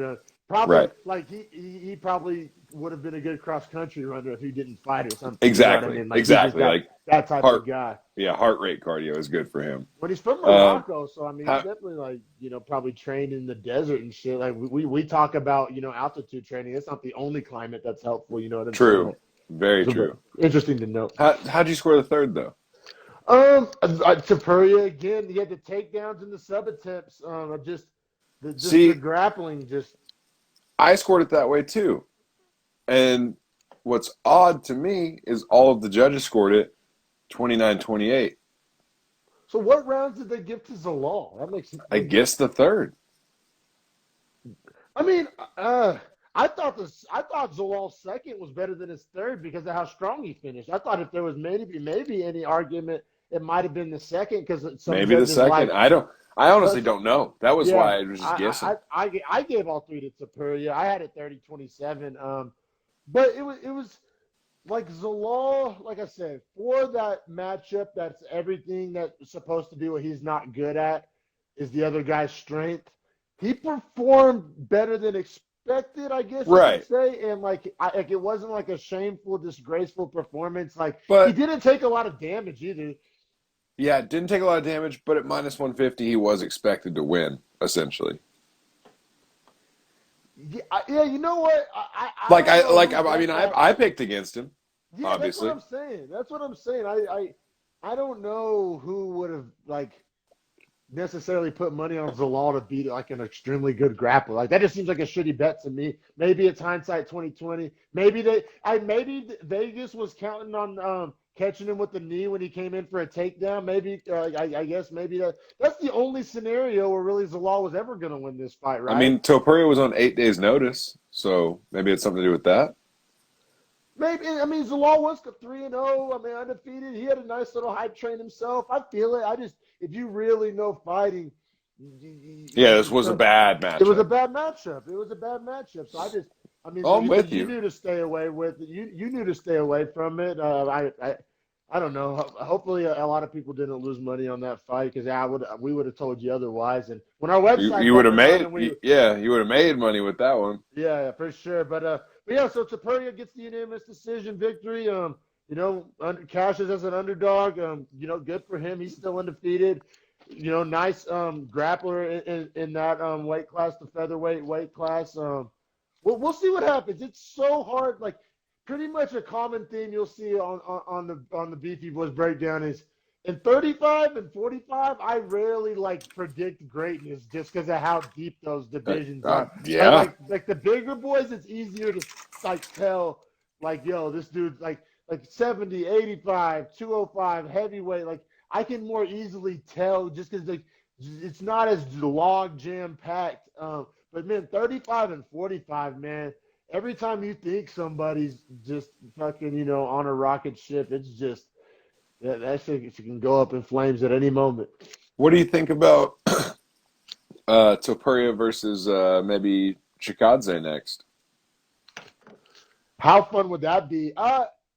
Man, It's so crazy that Chikadze and Zalal are in the same weight class. Don't their Right, bodies look so different?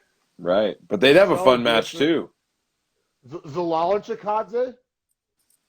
That, That'd be a man, that fun would one. be that'd be a fun one, man. I Someone's see going to sleep in that Chikadze. one though. I see Chikadze taking his head off, to be honest. Yeah, me too. Me too. Like That's a little too much for Chikadze. Zalal. That's why I Well, said Topuria. You know what I mean? yeah, yeah, man. That'd be interesting. That'd be interesting. This is the classic grappler versus striker. It'd be kind of similar to this fight, but just like a more dangerous version of Zalal, I guess you And could actually say. let Topuria have a camp and let Chikadze have a camp. You know?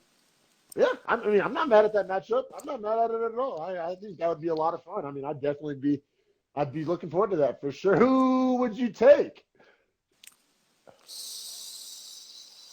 Pro- I Probably mean, Topuria. like, obviously it depends on the number, but I think Topuria. you know I what? think. If I could get a badass underdog number on Chikadze though, Yeah, I'd probably I just might take whoever's. I or don't know. Chikadze Yeah, by finish. You could probably get a phenomenal right, number on Chikadze by finish. right, Chikadze by knockout. right. Like the Dawkins by KO or the Dawkins under round and a half was like a only a minus like 160. I think it was. That was a good number on that too. I'm gonna discuss my shame when we get to that fight.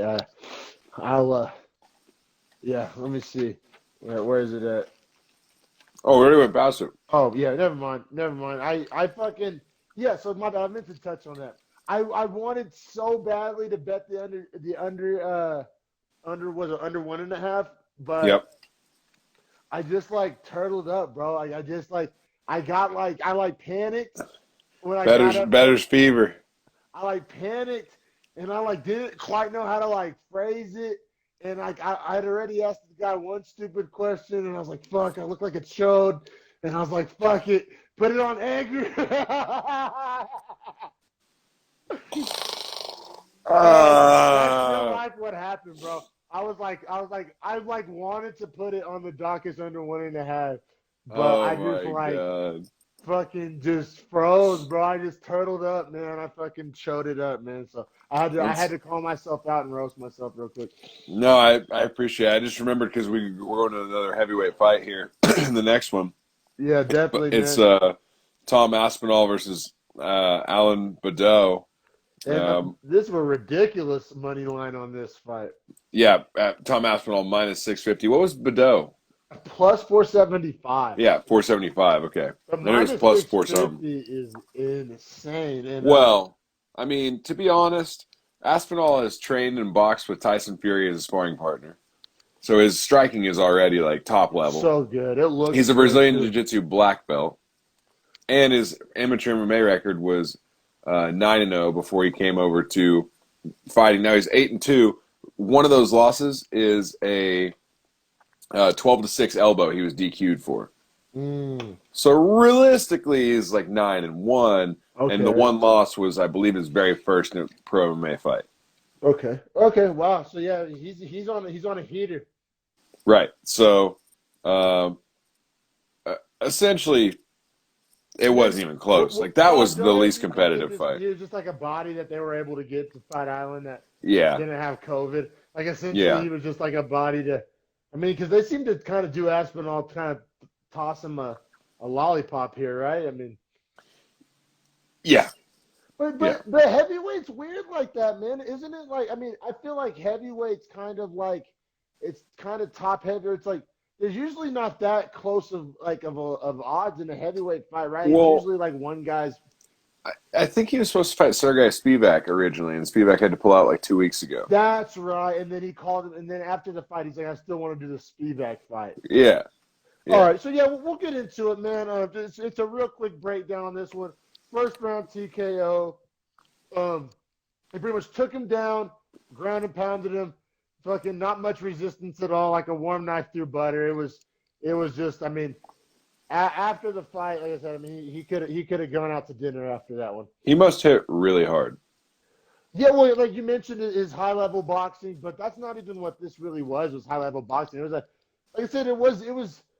We didn't learn anything from this fight, like whatsoever, because like I said, it was like a hot knife through butter. Like he literally just took him down, like no resistance on the takedown, and then ground and pounded, no resistance on the ground and pound. It was over pretty much before it started, as the money line suggested.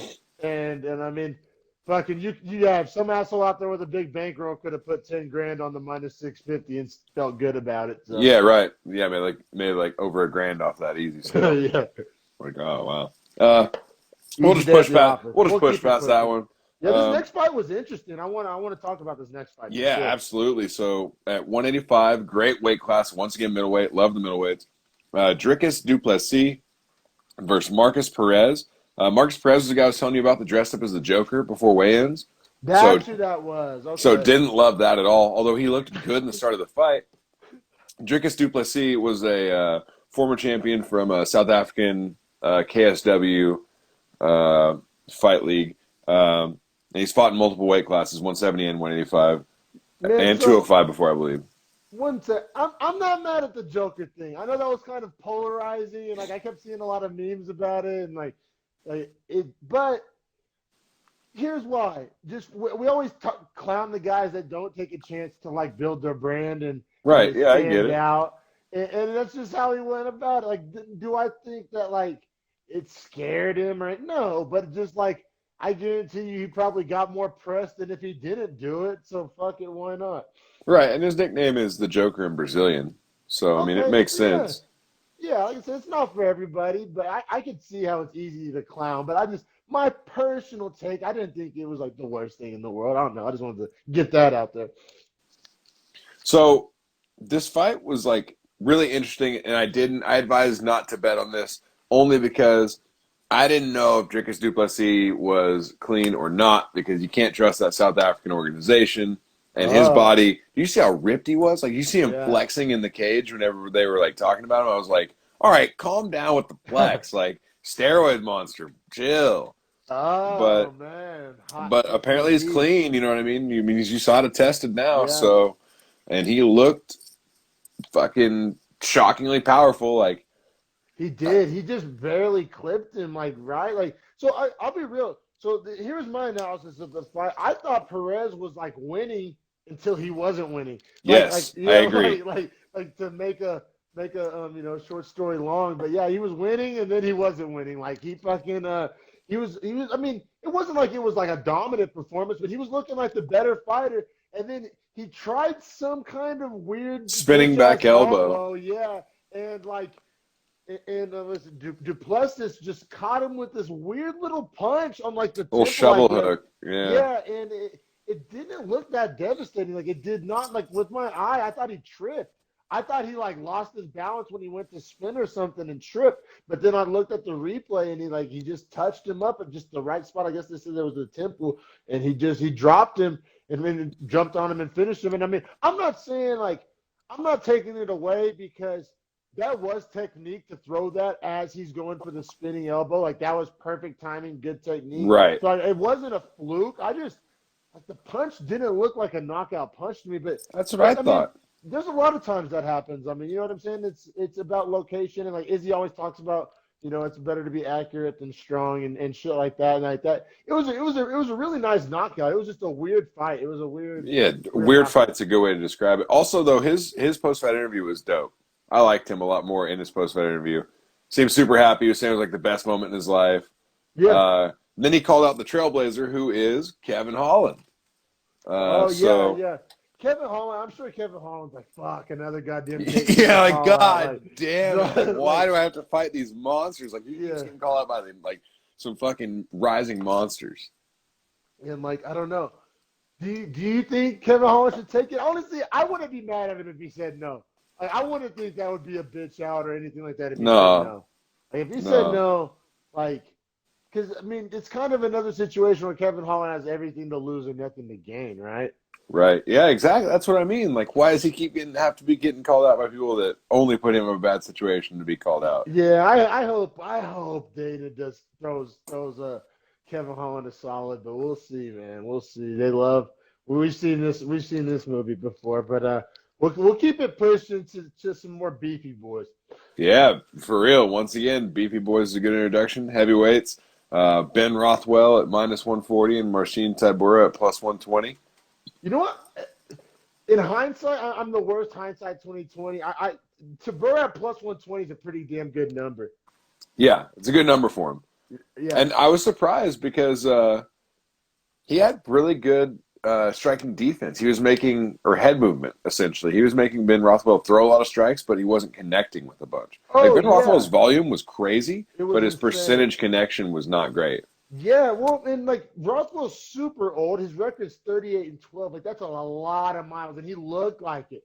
Like you ever see a Yeah. car driving down the road, and you're like, man, that car doesn't have another oil change left in it. Like you know what Right. I'm saying? Yeah, like Like it's like struggling to move.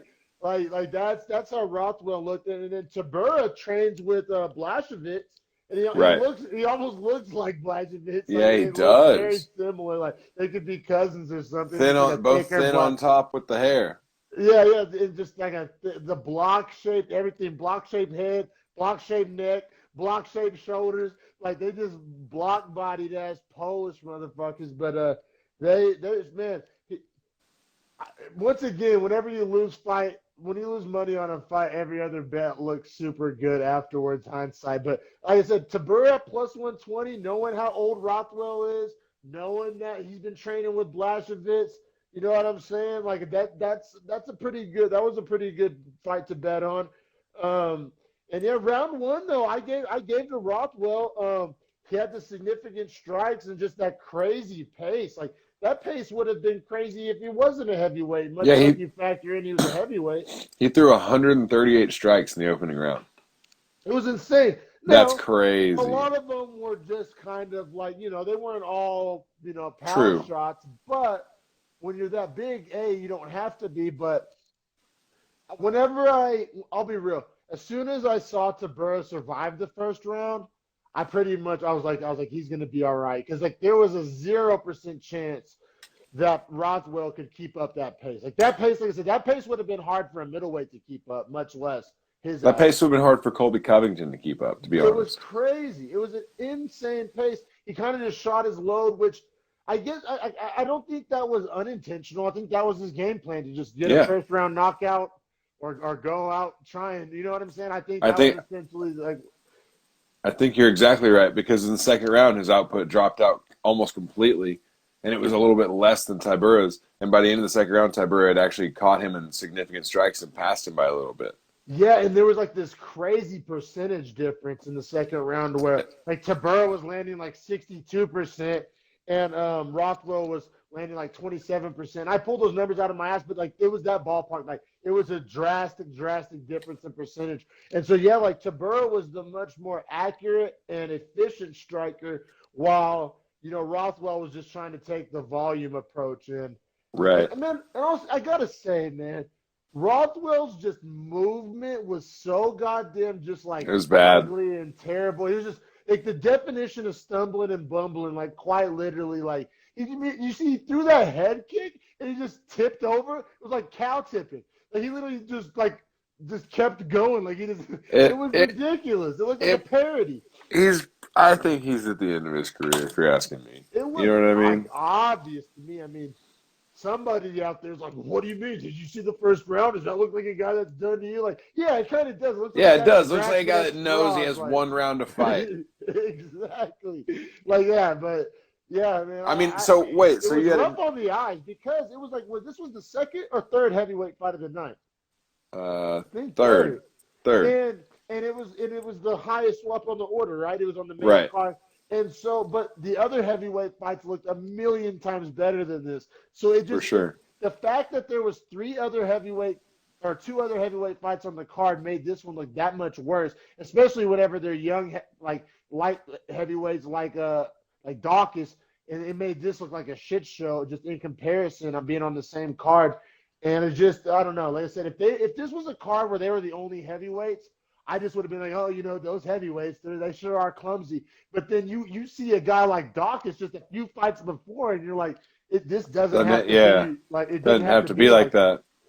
that. Exactly. So I just wanted to get that So out there. did you have it 1919 going into the third? Yes, I sure did. I gave you yep, round one So Rothwell, how'd round you two score Tabura. the third round? Because I had it 10-9, but all the judges had it 10-8. Yeah, I didn't see 10-8. Like I always I didn't either. Yeah, I mean, it was a good 10-9. Don't get me wrong, it was a decisive 10-9, but that's so subjective. Yeah, the ground and pound was really effective. I, I mean, if you're coupling like landed shots with the grapple control time, like if you're looking at it like analytically, like I could see the argument for a 10-8, but just eye test me watching it, I didn't come out of that thinking 10-8. Yeah. Okay, me either. But I did score at 10-9 for Tibera, so I scored the fight 29-28 for him. Right there with you, brother. Rothwell clearly ran out of gas, but like I said, it was almost like by design he ran out of gas. Like he hit his nos in round one. It was like, Right. well, Jesus take the wheel. Yeah, it was like he But literally was like, I'm just going to use 97 octane and like if it burns up, it burns up, whatever. yeah, Meanwhile, fucking Tibera is like, I'm in a hybrid, like we're going to ride. yeah, totally. He just tortoise in the hair for sure. But yeah, now let's go to this co-main, which was an amazing co-main, man. I was super excited for this one. Could have gone, either way. But yeah, let's introduce I Edson feel like, Barbosa. Oh, go ahead, brother. oh, sorry. I was just going to say, I feel like out of when in all of my predictions, this is one that this is for exactly how I saw this fight going. I mean, almost to a T exactly how I saw this fight going. Yeah, okay. So you This is had just the one Barbosa in fight this where one. this is like, yeah, for sure. But like he's so good at defending takedowns and getting up from the bottom. He's so just explosive, like Explosive. athletically, like Yeah. just seeing these two guys in the cage next to each other. I'll be real, like Amir Khani looked a whole lot better on paper, in my opinion. Like, and then you see hmm these two guys stand next to each other, and it's like, yeah, You're like, I see why you're whoa. the underdog. Like, yeah, like it's almost like they're built out of different stuff. Like I don't know, just Amir Khani was so much just softer and just. He's Barbosa I looked like mean, he Barbosa chiseled out of used to fight at stone. 155. You know what I mean? He's jacked. Yeah. He's super yoked. I think it's 145 is like it can't be easy for him to make that. So I think No, taking that into account, like he goes hard at these fights. You know what I mean? yeah. But Barbosa was minus 250, so Vegas definitely agreed with you. He was the 14th ranked featherweight, and Murakami was not ranked, and he was the plus 210 underdog. I feel like this was another example, though, where like the narrative ESPN was trying to deliver went against what Vegas was telling us. Because I feel like they were kind of trying to hype up Amir Khani a little bit. I mean, I know he's a real good grappler, but I don't know. I feel like they were just kind of selling Barbosa short a little bit whenever they could have taken the opportunity to market a really exciting fighter in Barbosa whenever they kept trying to like build up the new guy in Amir Khani. Yeah. And I mean, correct me if I'm wrong, but didn't Barboza put Amir Khani in an anaconda once? Like they fought, what do you mean, like in the fight or Like in a front headlock, didn't he start to lock up a choke that Amir Khani had to like escape? I believe so. I believe so. I'll be real. Those details But elude me at but the moment. But but like the point being is like ESPN's hyping up Amir Khani's grappling. Meanwhile, like Barboza's an elite striker, super hard to take down, and probably might have out grappled him this fight. yeah. Barbosa looked phenomenal, both like physically, athletically, and technique wise. So How'd round you score the one, first round? definitely Barbosa. I 10-9. He had the Same significant here. strike. Those body kicks were gorgeous. Those Good job body defending kicks. takedowns too. Yeah, good point. Glad you brought that up. But man, those body kicks just like Amir Khani's ribs were pink after round one. Yeah. Amir Khani's tough though. It didn't really like he dropped his elbow a little bit in his guard for his striking, but I mean he was overall pretty tough about just eating those and still coming forward. Yeah, no, you're right. You're right. It didn't noticeably affect him, but like I said, his ribs were pink, so you I can't will say bluff that. it seemed like Amir Khani was like a little nervous to throw because Edson Barboza is so fast and dangerous that he Oh, felt like without a doubt. if he yeah, I think Amir Khani was a little like uh, Well, statuistic, you know what I mean? A little did you frozen. hear?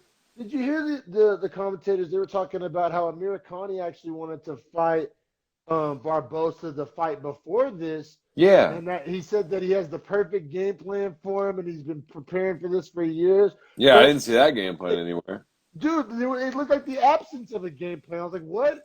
I kept like waiting for it. I was like, oh, and I was like, what was this game plan? But So He I thought dro- that was a little weird. But I round mean, two, I thought round two may have been a 10-8. yeah, he dropped him twice in that round, did he Dropped him not? twice. Yep. So I mean, just stiff But like crosses and lefts that dropped him. But you know what, actually? You know what? I didn't give it a 10-8 only because Amir Khani had that takedown at the end of the round. I thought that made it a 10-9. I don't think that was enough to steal the round, but I thought it was enough to steal the point, if you feel me. You know what I'm saying? Like, I thought without that takedown, it for sure was a 10-8 because, like, what positive thing did you do? I don't think you can give somebody a 10-8 that does something positive and ends the round well. Like, that's my version of a Yeah, 10-8. My version of a 10-8 is like bell to bell dominance. Like, just like you got fucking shit on. And he kind it's a of good did, point. but if you end the round strong, I mean, you kind of didn't, right? But Man, I'm not mad at the judge that did give it 10-8. Like, it's a conceivably a 10-8, but just me personally, I didn't. this is like the most I've ever been on the fence for a 10-8 because I actually wrote 2018 going into the third, and then I scratched it out and wrote 2017. So I like wrote, I literally was like super on the fence on it. bro, I wrote 10-8 question mark, not for me. Yeah. I knew it was gonna be like a debate, like it could have been, Yeah. but it was real close, real close. Maybe I'm just being stingy with my 10 I eights, mean, but no, it was I close. value it was close. It kind of wasn't close, but then he finished strong, and it's like, well, I give you credit for finishing strong when you didn't get dominated bell to Oh, bell. So I I don't don't mean know. the round was close. I just meant the scoring as far as 10-9 versus 10-8. Oh, Like it was a close difference. yeah, yeah, for sure, for sure. But so yeah, right. I had it. What is it? 2018 going into the third. And then how'd you score the third, bro? I thought Edson Barboza won the last round for me. Okay, I gave round three to Amir Khani. Oh, wow. Yeah, yeah. So he had the he had a little. He did way better grappling in the third. He did way better ground and pounding in the third. Um, I just, I don't know. I thought it was his best round. Maybe his best round still wasn't enough to win, but I thought he looked way better in the third. I thought he was way more effective in the third. And I guess maybe if you were going to give him a round, it would be the third, and I gave it to him. But that being said, I still don't think I still had him losing the fight. I just gave him the third. I thought his So grappling was much more effective in the third round. here's what's crazy though is like you scored at 29-28, right? Mm-hmm. I was leaning toward 30-26. Because of the 10-8 round. Yeah. So you see how like different those Well, scorecards are? Like we when both I have the same winner, yeah, but it's just so different. when the judges were right on board with this, because every Yeah. single judge had a different score, but they Yeah. were all for Barbosa. Yeah. Same Thirty as twenty us. seven, Same as 30-26, us. 29-28. I love whenever like our representation matches up because then that's a lot of corroborating evidence towards an accurate, Decision, yeah. Like I yeah, think it yeah, all made sense. yeah, because like it was murky enough that we all scored it differently, but it was clear enough who won, and we're just kind of splitting hairs as to how much they won by. You Yeah, know what I and mean? it was a fun co-main, I It thought was honestly it was too. a Like really I fun wasn't mad at the comment. co-main by any means. And I thought Amir Khani's like hype train because usually you see a 14th ranked fighter fighting an unranked fighter, and you think that you kind of can't gain much out of it. But because Amir Khani did have a little bit of a hype train, I feel like it helped Barbosa. Like I feel Yeah, like, for yeah, sure. I thought that was a And good win Barboza for needed that Barbosa. win. Like he needed it to at least solidify 14, maybe slide up some other people in front of him lose or something like that. Yeah, exactly. And I mean, it was a co-main, so I'm sure that helps his brand a And little bit. like we always talk about, featherweight's so deep that the next shot they're going to give him might be like a number 10 or a number 9 guy, right? And like that's going to be a real name. Well, and on the flip side of that, featherweight's so deep that even if they did give it an unranked guy, it's probably still a killer. Right, It's right. like But it's so deep top to bottom. yeah, feather, Like featherweight and featherweight's a lightweight are motherfucker. stacked. Featherweight and Yeah, lightweight are stacked. featherweight, lightweight, and bantam. Yeah, yeah. 30 Those because three. like we're talking about though, your average size males. Yeah. But we'll keep it pushing. We'll go ahead and slide on to this main event, The this UFC fight main night. event. Marlon Moraes, Corey Sandhagen. Also, dude, just quick note before, I hate Joe Martinez. UFC fans, let the world know you are ready. I fucking hate that intro, dude. It's like it Bro. literally gets me unhyped for the fight. Especially for this big of a fight. This is a big fight. Like this was a really big fight. Like this One was versus really four. this is really cool for Dana to put on a fight night. Like if I Yeah, like this was an elite. this Like whole this could card have was really easily. good. Like I don't think this could have been its own pay per view. But if this was like a co-main on a pay per view, like people wouldn't have been like that's like a Honestly, man, if you had taken one fight off of this card and put on, like, if you took Cortez Egger out and you had put on like a women's title fight at the top of this could have been a pay-per-view Hey, card. yeah, there were names on this fucking card and Right. great fights, for sure, man. But yeah, I was like sitting there watching. I was like, one versus four. I mean, I watch them all, but I was just thinking for some kid out there whose parents don't buy him the pay-per-views, I'm happy as fuck for that kid getting to watch this high level fight. You know what I mean? Yeah, I because this because was a high-level fight. high level fight that easily could have been on a pay per view for sure. So I just always think of I always think of shit like that, man. I like how Dana. People call him greedy. The pay per view prices are pretty steep, but he's been throwing us some gems. You know what I'm saying? He Yeah, and really, if you really love fighting, like, there's so many great fights that they don't charge you for currently. yeah. Oh yeah, yeah, totally. Or even ESPN Plus is $5 a month. That's so Right, like, oh reasonable. yeah, that's what I mean to That's say. so reasonable. That's so reasonable. But yeah, man, this was a great fight. I was super excited for it. Marlon Moraes, who is ranked number one, is actually the plus 125 underdog. You don't see that too often.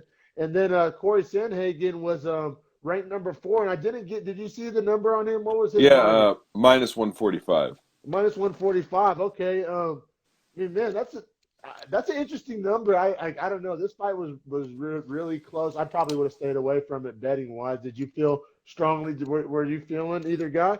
So the way I looked at it, and I was partially off, was that if you're going to bet Moraes, you should take Moraes under 2.5. It's 5 round fight. And if you're Yeah, going to bet yeah. Sandhagen, you should take Sandhagen over 2.5. Now, Oh, now I would have missed obviously here, yeah. but But that was like your rationale. right, because Sandhagen has crazy cardio, he has a great Yeah. chin, and he has this crazy adverse striking game. And Marlon Moraes has really poor cardio, but this insane power that like fades fast because he throws in wild shots, right? Yeah. So your logic was sound. It's just that's how unpredictable this sport is, which is why we love it. Wanted to Right. know, Moraes came out to DMX. I thought that was pretty Yeah, chill. that was tight. That was tight. That's a good. It doesn't get more like energy wise as far as like matching energy. Like, what better energy to come out to a fight to than just transform it into a dog? Did Just Sandhagen come out to Metallica? I think, or no, I thought it was it Van Halen? Because Van Halen just Yeah, died. that's what it was. I That's think what it that's what was. it was. Yeah, Which is okay. also very cool. I'm Yeah. personally, I don't know shit about Van Halen because my mom didn't listen to Van Halen, and that's like who I would have gotten it from. And you know what I'm Right. saying? For instance, Right, that right, right. generation. So it's like, you know what I mean? I never, I don't know. I mean, RIP, I know he's a legend. I know, obviously just huge legend, huge impact. But me personally, I legitimately couldn't even name you one of Van Halen songs. And I feel bad for that. But I saw I him in just, concert in 8th grade. that's dope, bro. Like, yeah, like I'm not like knocking it. And there's a lot of old bands that I know. It's just that's just not one of them. But was it good? They put on a hell of a Yeah, it show. was dope. Yeah, Hell yeah. yeah, yeah. Eruption, Dancing with the Devil, or Running with the Devil, Hot for Okay. Teacher, Okay. Panama.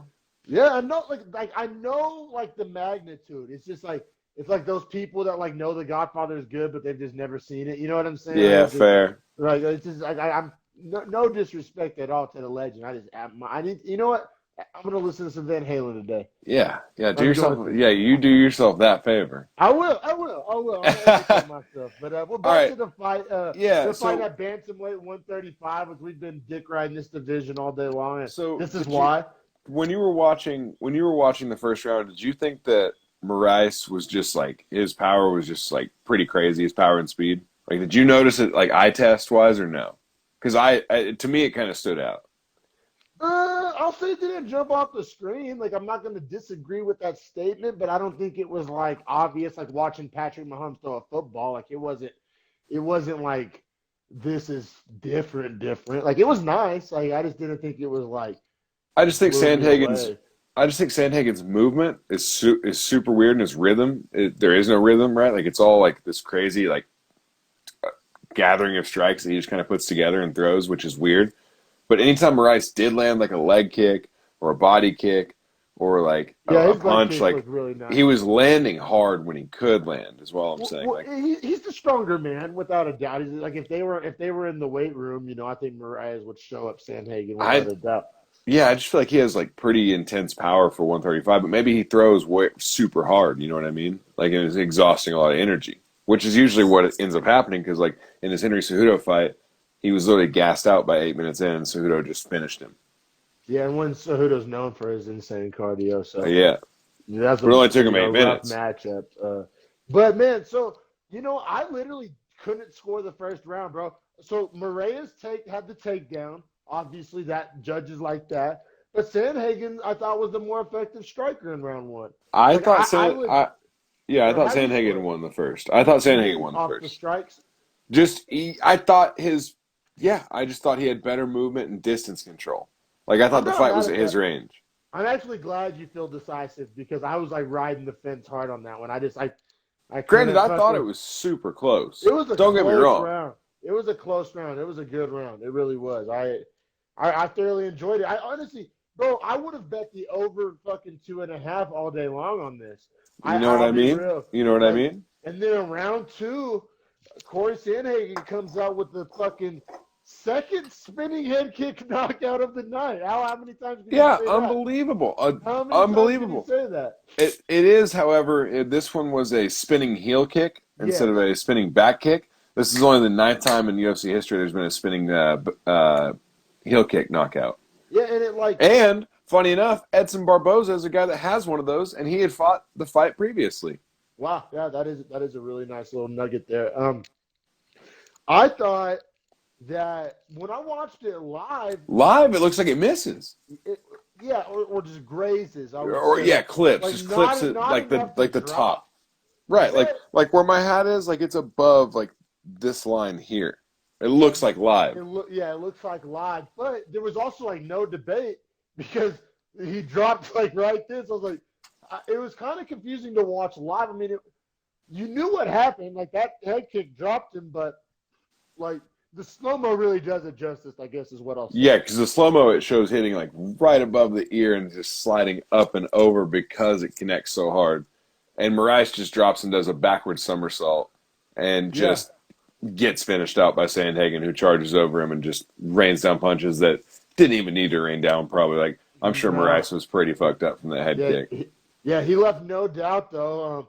And yeah, Sandhagen. So now this, I want to get into the fucking, now I want to get into. Well, Sandhagen did get one of the performance of the night Yes, yeah, bonuses that's what I was too. gonna say earlier. I didn't want to give it away earlier when we were talking about Yeah, yeah, performances. me neither. So far we have three. We have Sandhagen, we have Dawkins, we It's have Buckley, Breeze. Breeze yeah, got one and for the yeah, and jab. Breeze. Yeah, so the Breeze, final three of the prelims, and then the final fight of the night. yeah, yeah. There was a lot of great finishes. I kind of, I kind of get, the performance. Sometimes we're mad that there's no fight of the night and there's only performance bonuses, but I think tonight that warranted it. It actually Yeah, it made was sense. actually warranted. I Yeah, agree. yeah, I for agree sure. entirely with that. All right, so now that that's out of the way, I want to spend a little time diving into the top end of this fucking bantamweight division. Like it's because Sandhagen, Peter Yan Hmm. and Aljamain Aljo, Sterling is hmm next, like without a doubt, regardless. must And, happen and Aljo finished Sandhagen, correct? in like 70 seconds. Yes, and with the choke, correct? Hmm. We did the Beefy boys on that. Human backpack.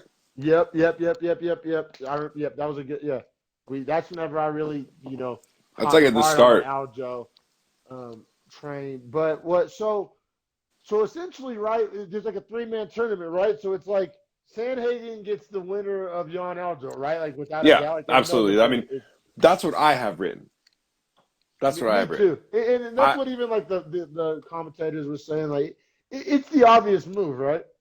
Right. I mean, Dillashaw's coming off his suspension soon, but he's a cheating fuck for taking EPO. EPO is like an actual serious like cheating drug.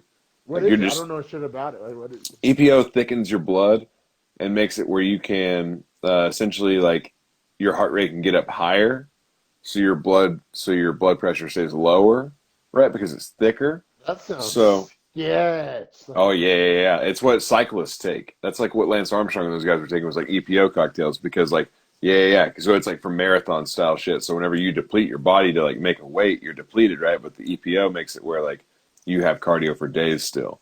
yeah, that's not So cool. when Dillashaw was trying to make 125, was taking APO, and he just openly said it's because he just had no energy at 125. Like he was like I couldn't even train making that weight cut. So he was like, yeah, I just took it. And it's like, well, you're a cheating fuck. Yeah, fight So at 135. Fuck. Yeah, I yeah, feel you. so he's coming back to 135, and most likely won't take that. I would hope. Yeah, let's hope. Yeah, I mean, he is a legend. He's a legend for sure. But fuck him, you don't. He doesn't get Corey Sandhagen Yeah, coming off of a I feel cheating. like And the only exactly. other guy is Pedro Munoz, and I don't think Pedro Munoz. I think Munoz and Dillashaw should be the fight that they make, Yeah, and that Sandhagen should just get the winner of Aljo and Jan. and then the loser of that fight gets Probably Garbrandt when he's Dillashaw. back, Or yeah, yes, and I'm tired of like Garbrandt, bro. I'm not trying to see you fight for the 25 title. I'm not. or Marlon Moraes and Garbrandt would be a good fight actually. It would. It would. It would. That I'd would be a watch sick it. fight. That would be a sick fight for sure. I just it's so interesting, man. Oh, Because Aljo. Garbrandt pulled out of the 125 fight. No, I know, and I was stoked about it. Actually, a lot of people weren't stoked, and No, I acting was like it was stoked too. I don't about me. want to I see was it. I don't stoked. want to see it No, happen. that was fucking horseshit, bro. That never should have been. That never should have been. Like, that's not the move. Like, I'm not saying there's like an obvious other move, but that wasn't the move. Like whatever the move is, that wasn't it. I But agree. uh, but yeah, man, I think I'm pretty confident Aljo's gonna beat Jan. I think so too. I think so Yeah, too. And I I think I think might. I think I Aljo beats might. him. I think I might. I don't know where you're going to be when that fight happens, but I might try If and send I'm you some here, money to bet it. yeah, if I'm here, I can bet the And I might farm, send you baby. like like $100+ because I really like Aljo in that fight a lot. Me too. Me too. Like regardless of the number, Yeah, yeah, exactly, exactly. yeah, I yeah. think it Me just too. yields return regardless. For sure, bro. For sure. And then Ben, but so I got to be real though. As much as I'm rooting for Aljo, if you're strictly looking at it from like a what's interesting for Sandhagen perspective, like the Jan Sandhagen fight would be really fun. I think Yeah, Jan Sandhagen's super fun because that'd be Sandhagen's really boxing is cool. so crazy and weird, and his striking is not like there's no fluidity. Whereas Jan is like this super like compacted boxer that strikes with like complete rhythms and real striking combinations. So it's this really weird matchup. It would be a Yeah, super fun fight that'd be so much. I think that would be so much more fun than Aljo Sandhagen 2. for sure. But Aljo Sandhagen 2, super easy to market if you're the UFC, right? Especially Absolutely, after this badass win by Sandhagen. Like, he just and made that so Sandhagen much easier. and Sandhagen's a black belt or black belt in Brazilian Jiu Jitsu. He just got choked out last time because Aljo's the human backpack. You know what I mean?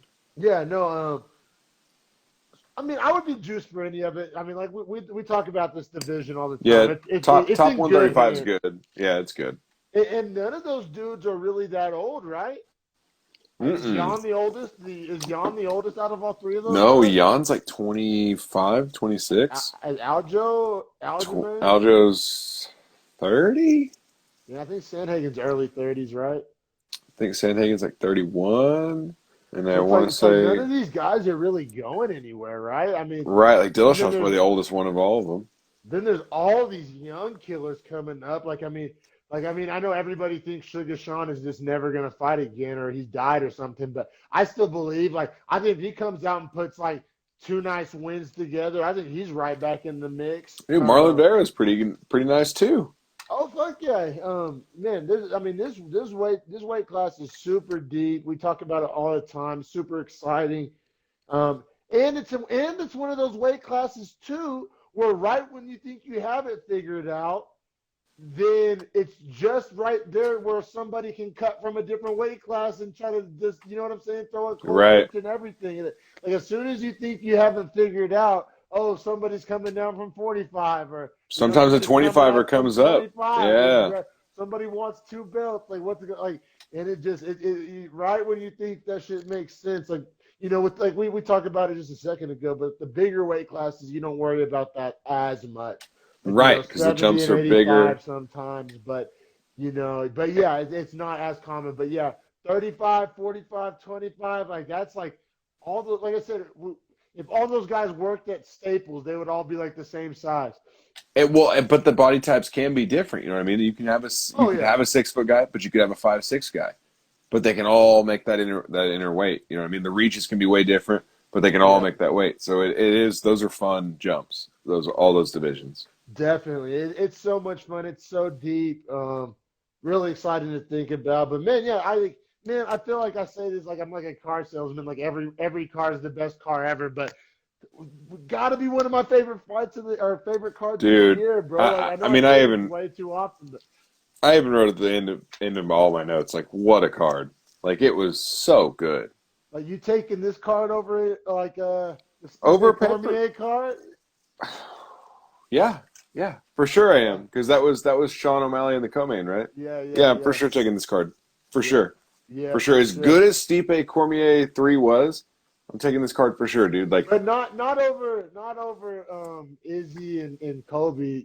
Not Costa, no.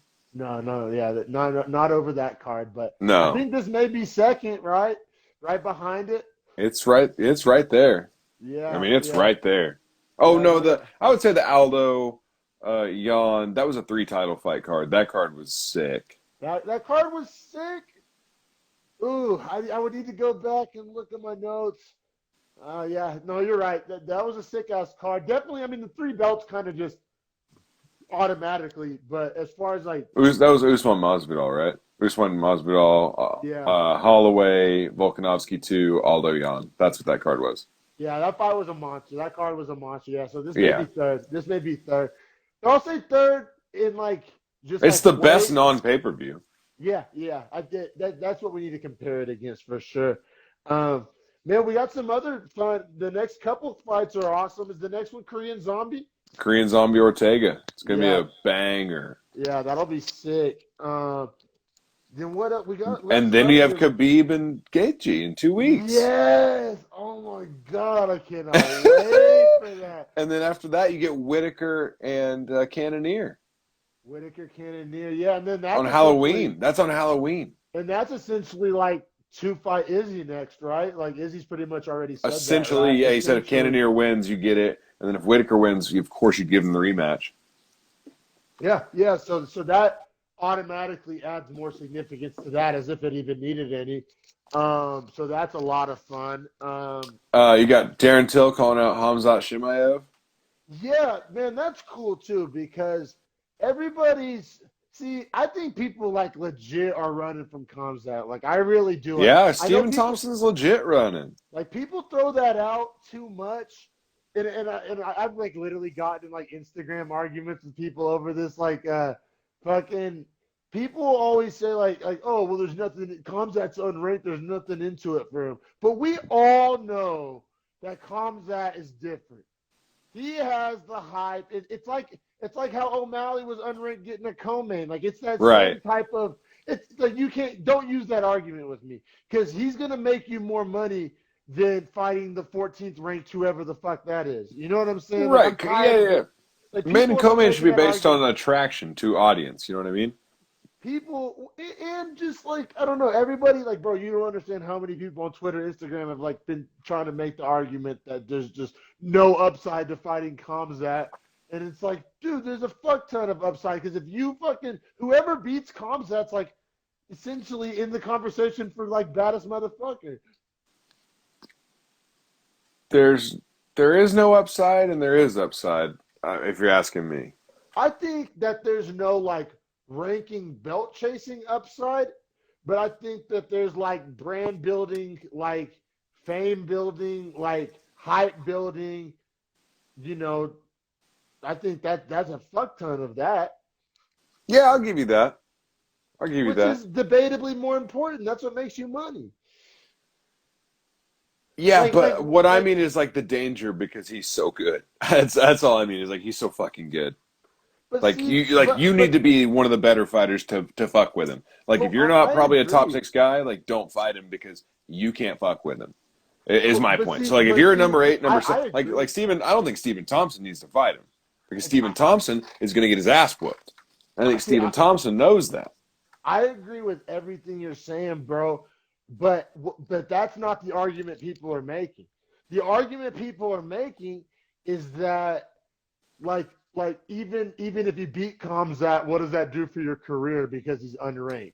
Oh no, no, no, no, I no, no, think no, no, that's no. stupid as Yeah, fuck. that's a dumb argument. Yeah, Like, and that's the like, argument I've been arguing against all week on like social media. I'm oh like, bro, yeah, like he's Hamzat Boris Shimaev. Like he's the wolf. bro, if you beat Hamza right now, you're it. Like you're that motherfucker, right? Yeah, Dana White has said he's one of the best fighters he's ever seen. He's never seen a guy like him in his life. So when But you steal that hype, Dana's that's what gonna ride your nuts. that's what I'm saying, bro. That's exactly what I'm saying. Like say you're the seventh or sixth ranked, middleweight or whatever the fuck, and you beat Hamza, like you have a better argument for the next title shot than whoever beat the fucking, fourth ranked guy, probably. You know what I'm saying? Like I because of the agree. hype train, because of Dana's respect. Like that's what I just hate the argument that everybody's acting like there's no upside to it. Like, That's probably a lot of casuals, though. You know. but dude, I literally got called a casual. I shit you not. I got called a casual in like a fucking comment section for saying like exactly what I'm saying to you now, and I'm like, what? Like, That's crazy. yeah, no, it's like to me it makes like I don't know. Those are people that are just drinking all the Hamzat Kool-Aid. Well, no, those are the people that are thinking that's what I'm doing. Like I don't know, like what I'm saying is, bro, like these people out here, these UFC fans, these more old school ones or whatever, they think that Hamzat is just the next O'Malley or the next little flash in the pan, the next little hype train. Like, and I'm thinking like. And maybe I'm drinking the Kool-Aid, but I'm just saying I'm thinking that he's more than that. Like I think that there's like meat and potatoes there. Like that's not all frosting. You know what I'm saying? Right? Yeah. Like like I agree. I agree yeah. 100%. Oh man, but man, fucking here's cheers to this episode, brother. I think this is Yes, one of our sir. best ones yet. Next episode's number 20. 20, How, number yeah, 20. number Hey, 20. 21 is going to be a special celebration though, because that'll be the pay-per-view. That'll be Khabib Gaethje. 20 is great. We'll make 21 the celebration How about because it's pay-per-view. 21? 21, we commit to drinking whiskey on the episode Yeah, because because we there will be 21. 21. We'll turn it up a notch. I don't think we've ever had a bourbon episode. Um, Perfect. Yeah, we get the well, 21st bourbon episode. all right, cool, man. Looking forward to it, brother, man. Thank you so much for your time. Thanks for everybody that's watching. Check us out on Spotify, on YouTube, on Apple Podcasts. We fucking everywhere, baby. Yes, Um, sir. yeah, Podbean, you know what I'm saying? Find us out Podbean. there, YouTube, IG, whenever we're live, you know what I'm saying? Tell the Yep, friends, come watch us live. yep. And also, just shout out to anyone that's out there supporting us. We're trying to get some shirts, maybe some stickers made. So if you're interested, give us a shout. Yeah, for sure. That's coming in the next couple of months, without a doubt. For sure, man. Thank you so much. Episode number 19, Beefy Boys out, y'all.